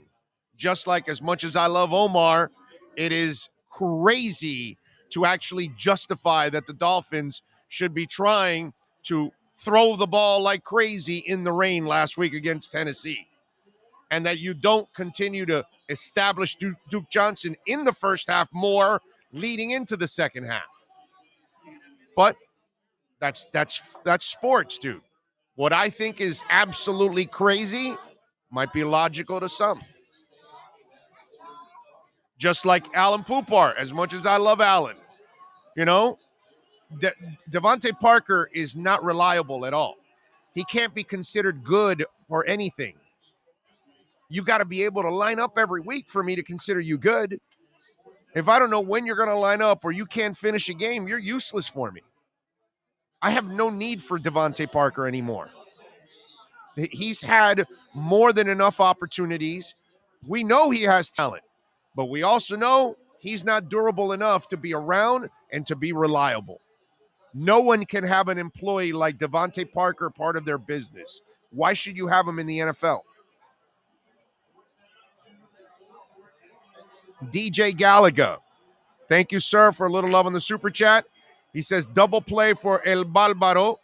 Amazing coverage for the Dolphins this season. And wait till you see what we got next season. Wait till you see what we're doing next year. Next year, these games are going to be a lot more fun, dude. Okay? They are going to be an absolute blast. All right? These games next year are going to be absolutely monstrous. We got all kinds of stuff planned out. By the way, on Cash App, Jeff Babick, thank you, sir, for a little love on the super chat on the Cash App. Ray Martinez, thank you, sir. Love on the Cash App, very nice. And Alexander Lopez, thank you, sir. Some love on the Cash App, very nice. Appreciate you all out there as always. Cash App or Venmo, Cash Big O Show. That is Cash Big O Show. And on Venmo, by the way, Rod Romero says, Big O, I appreciate the hard work you put into the show. Thank you, Rod. I appreciate you. Michael Cracciola, also on Venmo. Thank you, sir. Appreciate you giving us some love there on the Venmo. Very nice of you. All right. Thank you out there. As always, that's Cash Big O Show on Cash App or Venmo. Malchowik also says, thank you on the super chat. He says, the national media could not shut up about Mac Jones, who had a mediocre game. Sickening. Mac Jones has been mediocre the whole time. But Belichick is super smart. He knows his kid can't carry him. So what does he do? He has a defense, he has a running game, he has an offensive line, and he has a coach that calls a game that's pretty much conservative and doesn't put a lot on the kid. Smart. Bring him along slowly. So, and I'm with you, but the national media, it's all the whole Patriot love fest. Oh, and he's the next Twommy. He's the next Twommy Brady. And they're all full of shit. Okay? So, yeah, Tua gets treated so unfairly, it's not even, it's a joke the way Tua gets treated. Fins Forever 72, some love on the super chat. Thank you, sir. He says, love your show, Big O. Let's get it on next year. Super Bowl, baby. Got to have faith, my man. I hope so, man. I hope so. We're all waiting for that day, my brother. We're all waiting for that day. Barney says, why we never wear a throwback that Homer Marino's logo era in uniform. Again, I say bad owner. I think Stephen Ross is not a bad owner, bro. He just hasn't gotten it right. But I think he's a good owner. He's willing to spend. I like Stephen Ross, man. I know it hasn't worked out for him. It didn't work out for Wayne either. He never got the right combination for the Dolphins. But it wasn't that Wayne didn't try. And I can't say that Ross hasn't tried. He's trying, man. He just hasn't nailed it yet. That's all. But man, he's such a stud for our community. I mean, those of you that don't live here, but you're Dolphin fans and you're watching or listening or downloading, you won't have the same love and care for Stephen Ross that South Florida residents do.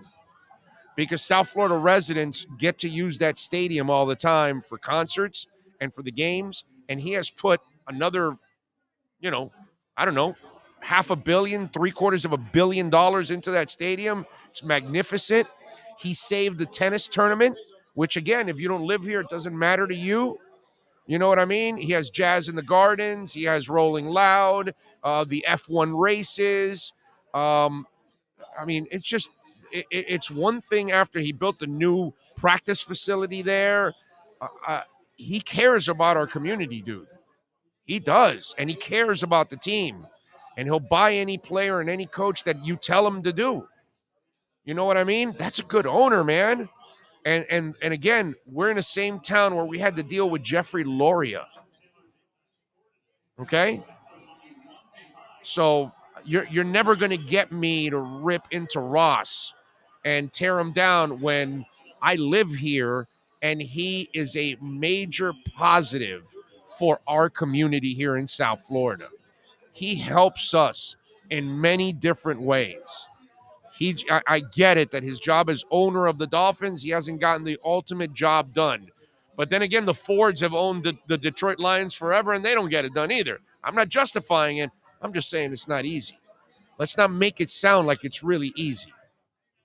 So I have a hard time just slamming Ross when all that guy does is spend and he cares. He wants to win.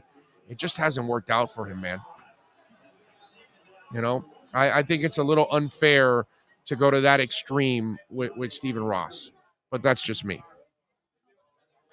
Barney O says, we have lost our roots. Jerry Lawler says he needs to go to an Asian massage. That's, Jerry, you might be onto something there. You might be onto something there because massages have paid off for the owner of Kraft. Now the massage hasn't paid off for Watson. See? But you know what? Again, Jerry, you hit it again. Watson needs to go to Asian day massages. If he does that, then he'll have the right mojo. Pun intended. Big O Ross is like Tua, good guy, not getting it done. Poor football mind. Timothy says, Ross is a great owner, but the people running the show need to wake up. Dwayne Dugan says, love you, Big O. Tua will be a baller in the league. My thoughts is that at the start of the next season, Tua will be the floor at QB. I hope we keep Tua and let him grow. I just have the feeling that it's either Tua or Flo. I think that's what's going to end up happening. If Tua comes back, Flo won't come back. If Flo comes back, Tua doesn't come back. Flo has never been a Tua guy, and if you don't believe in someone, you will not be able to help them succeed. That I can tell you. I can guarantee you that. It's going to be almost impossible for somebody to succeed that does not get the support that they deserve.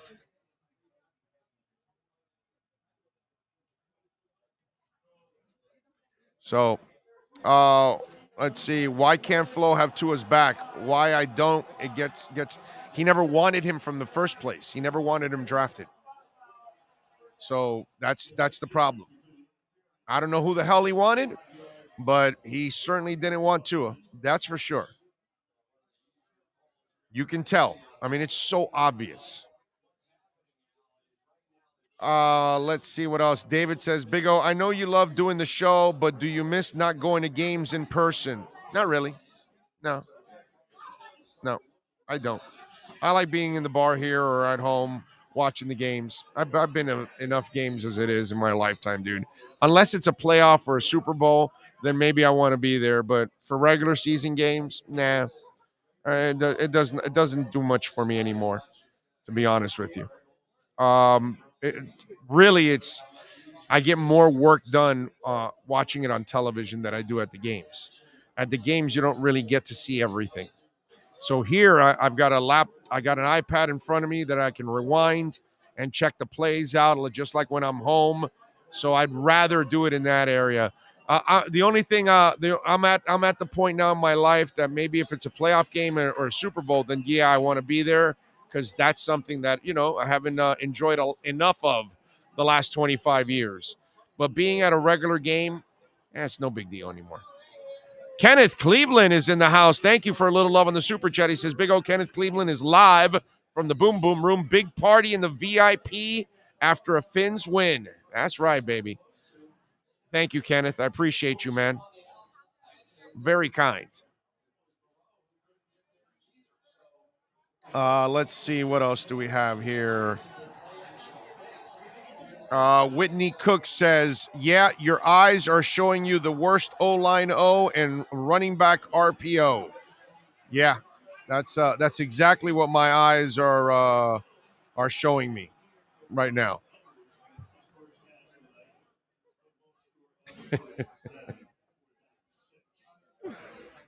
Oh, God.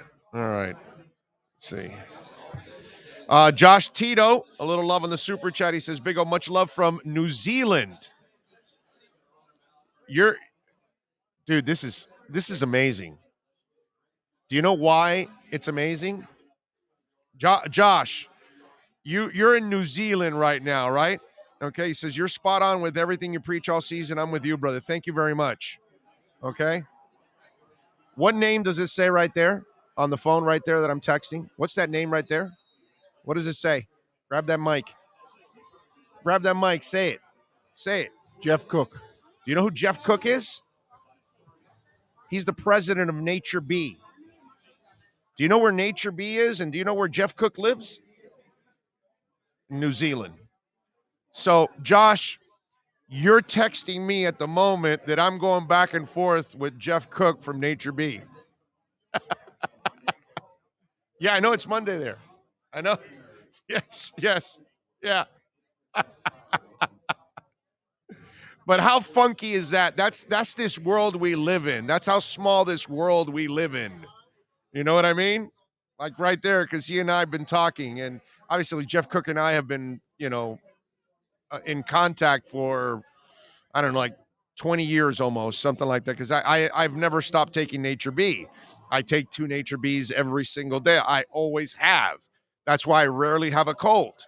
You know what I mean? I've always preached Nature Bee especially for protecting for colds. I know it helps for your nails and your hair, and it gives you more energy and all those things. But for me personally, it's always been a good deterrent to a cold.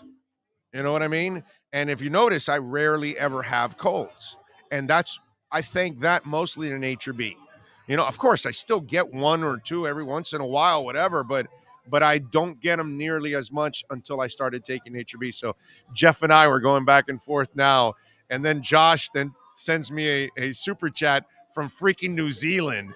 What are the chances that I'm chatting on the phone while I'm doing the show at the same time with somebody from New Zealand, and then somebody else from New Zealand is watching? That's just freaking great. So Josh, thank you, my friend. Thank you for your support out there. Joseph Blassetti, much love on the super chat. I appreciate you, man. That's very kind of you. Thank you, sir. Appreciate you. Joe says, love that we beat the Cheatriots twice this year. Wish we could have gotten a couple of those early games. Hope offense can improve in a couple of pieces on defense. That's right. New Zealand has scored over 500 runs in today's test match. Okay. Not exactly sure what test match is going on in New Zealand. Is that 500 runs? Is that like a big-ass cricket game or something? What the hell's going on? It's a hell of a cricket game going on over there in New Zealand. I will say this. Dude, everybody I run into from New Zealand, they're like really nice people. They're like Canadians. I don't know what it is. Is that accurate? Like Canadians and the Kiwis are like the nicest people on the planet? Because damn, dude, it's hard to run into like a nasty Canadian, except for Jeffrey Loria. You know what I'm saying? Test matches are boring as F. I have no idea what that is. I'm sorry for the ignorance. I don't know what a test match is. I don't even know what sport we're talking about in a test match. Okay? So it is cricket. Oh, okay. All right. Damn, dude, that's a lot of runs. Holy crap. 500 runs in a cricket game? Damn. I love test cricket, one guy says. I don't know. I don't know the difference between cricket and test cricket, or cricket radio, or what is it? Telephone, right? Isn't there a cricket cell phone company now, right? Anyway, Barney says, everyone at home ask Google what space movie was made in the 90s. Oh, God. Is that like is that some kind of a joke?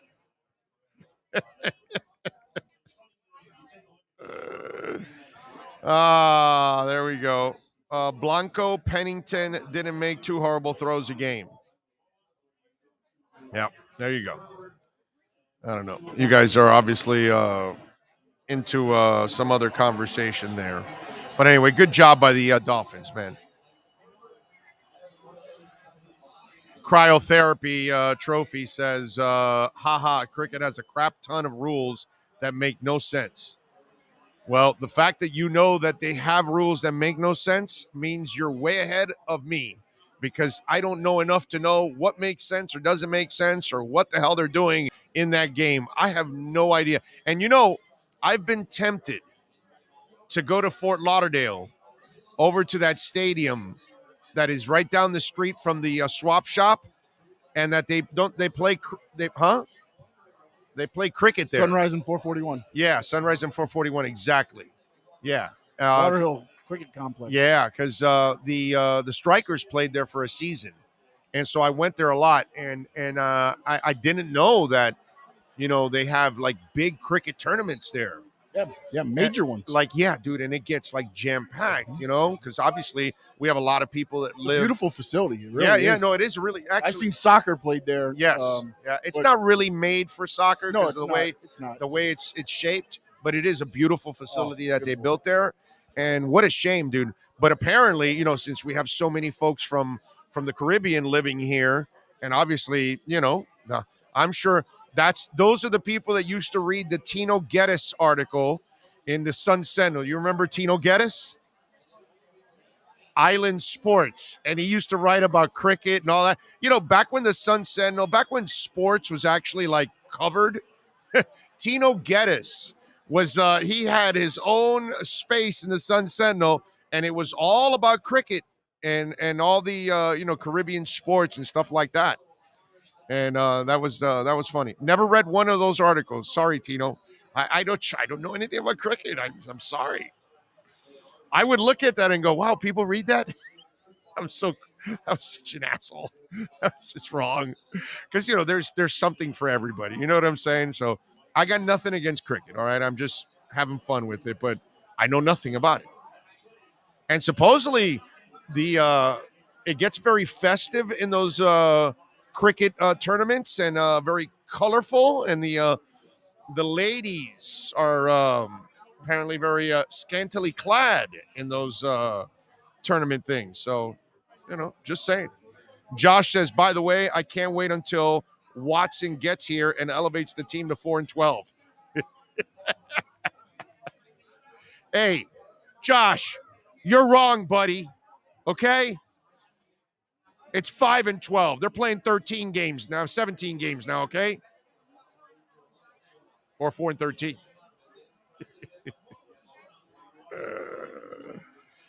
Let's see. I got game says 8-1 since Halloween next year, third year of the rebuild. See the Bills. See Buffalo Bills. I don't know what that means.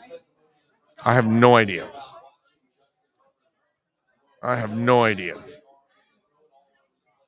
But anyway, what else do we have? By the way, tomorrow we will have Omar Kelly on the show. We'll work on some other things also on the show.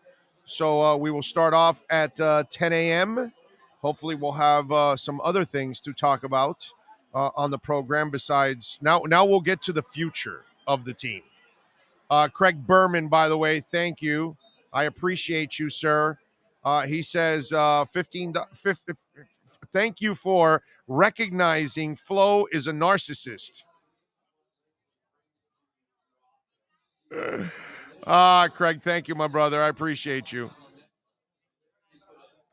I just, folks, my problem with all of this is I've been here before, and so have you, and I've watched this, and I just don't think that that's going to end up fixing anything whatsoever. You know that? John Gary, by the way, thank you, sir. A little love on Venmo.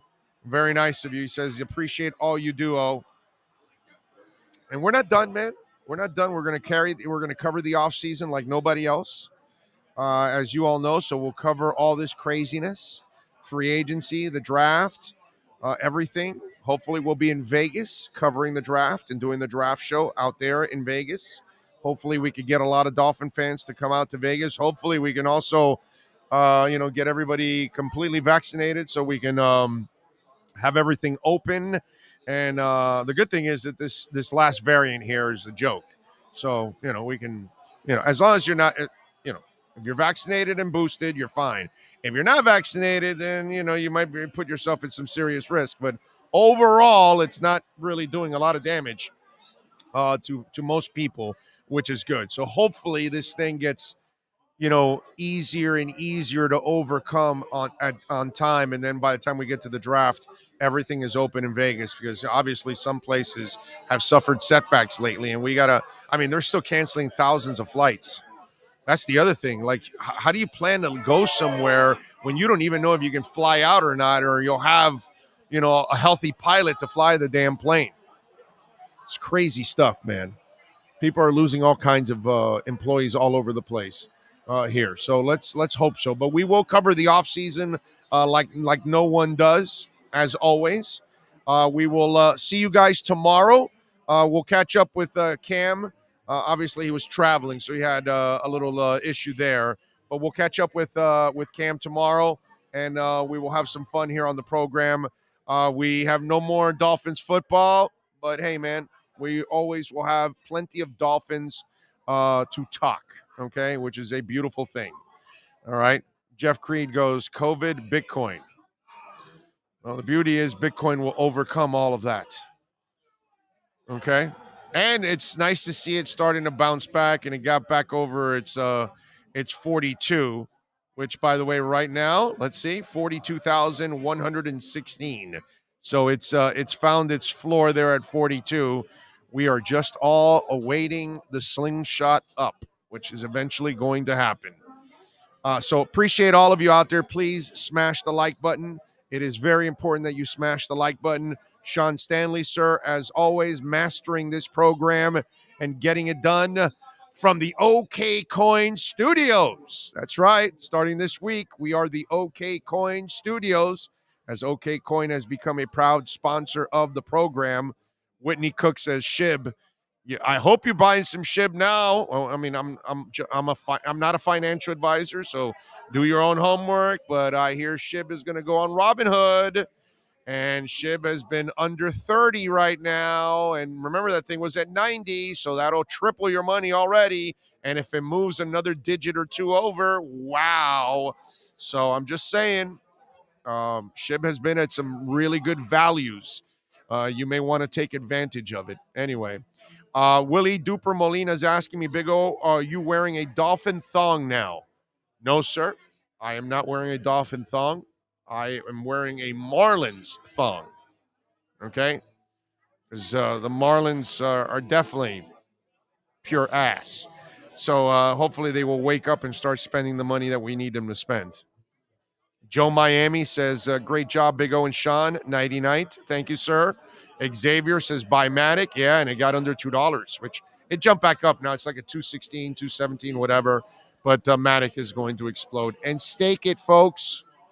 Stake your Matic on OK Coin. You can get 15.49%. That's 15.5% interest.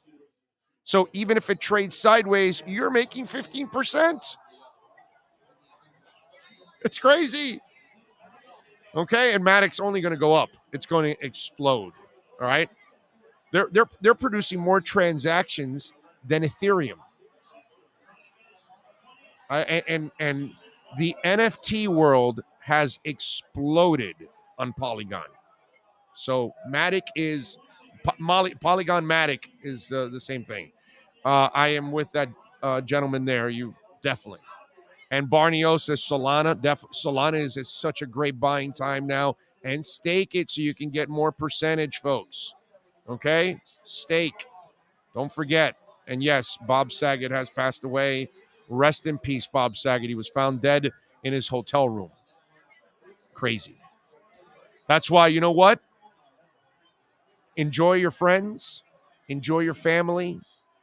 Enjoy every day that you wake up, friends out there, ladies and gentlemen, because we just don't know when our last day is. So every moment you get an opportunity to hug your child and tell them that you love them, do it.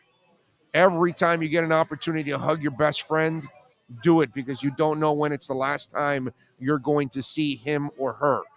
And, you know, if you haven't visited grandma or grandpa lately, make sure you go visit them and give them a little love too in the process. You know, appreciate everything that's going on, because we have no idea when the lights are going to go out and then we're no longer here to enjoy it. So, folks, please enjoy your family, enjoy your friends, be safe out there. I love you all. Thank you for supporting the show. Make sure you smash that like button there. As always, what were you going to say, Sean? I was going to say he just performed last night in Orlando. He performed. Wow. And then this afternoon, I guess they were called to the hotel room. Probably a heart no attack. foul play, no drugs. That's probably a heart attack. Yeah, he's 65, dude. You know, it's just, you get to a point where every day it's, you know, it's a blessing. Every single day that you open your eyes, it's an absolute blessing to enjoy the world. So please do it, man. I love you all out there. Thank you for supporting the hell out of this show the way you have. Please smash the like button. Let's get this thing to 1,000, man. For those of you listening on the podcast, watching on YouTube, there's a lot of people watching. Before you leave, please smash the like button, man. It's very important. And those of you that listen on the podcast after, we love you also, because you're the main audience, because you're the large audience. But please subscribe to our YouTube channel, man. We need to get to 10,000. That helps us also in growing and earning a living. So please help us get to 10,000 subscribers too. We're getting close to 9. We're almost there at 9. Let's make that fast push all the way to 10,000, baby. I appreciate all of you out there. We will see you tomorrow. Same time, same place, same bat channel. Have a good one. This is the Big O Show. Sports fans love a place with great food, cold drinks, and TVs everywhere. That's why sports fans love Sports Grill and their 7 amazing locations. Check out the Bird Road location at 11481 Southwest 40th Street in the back corner of the West Bird Shopping Center. Sports Grill is also now offering some great employment opportunities. All kinds of positions are now available, from kitchen to hosting. Call for more information at 305-485-8845. From wraps to salads to amazingly delicious specialty dishes, Sports Grill is the home to the legendary special grilled wings. Since 1987, Sports Grill, good food, good drink, and good friends. It's the Big O.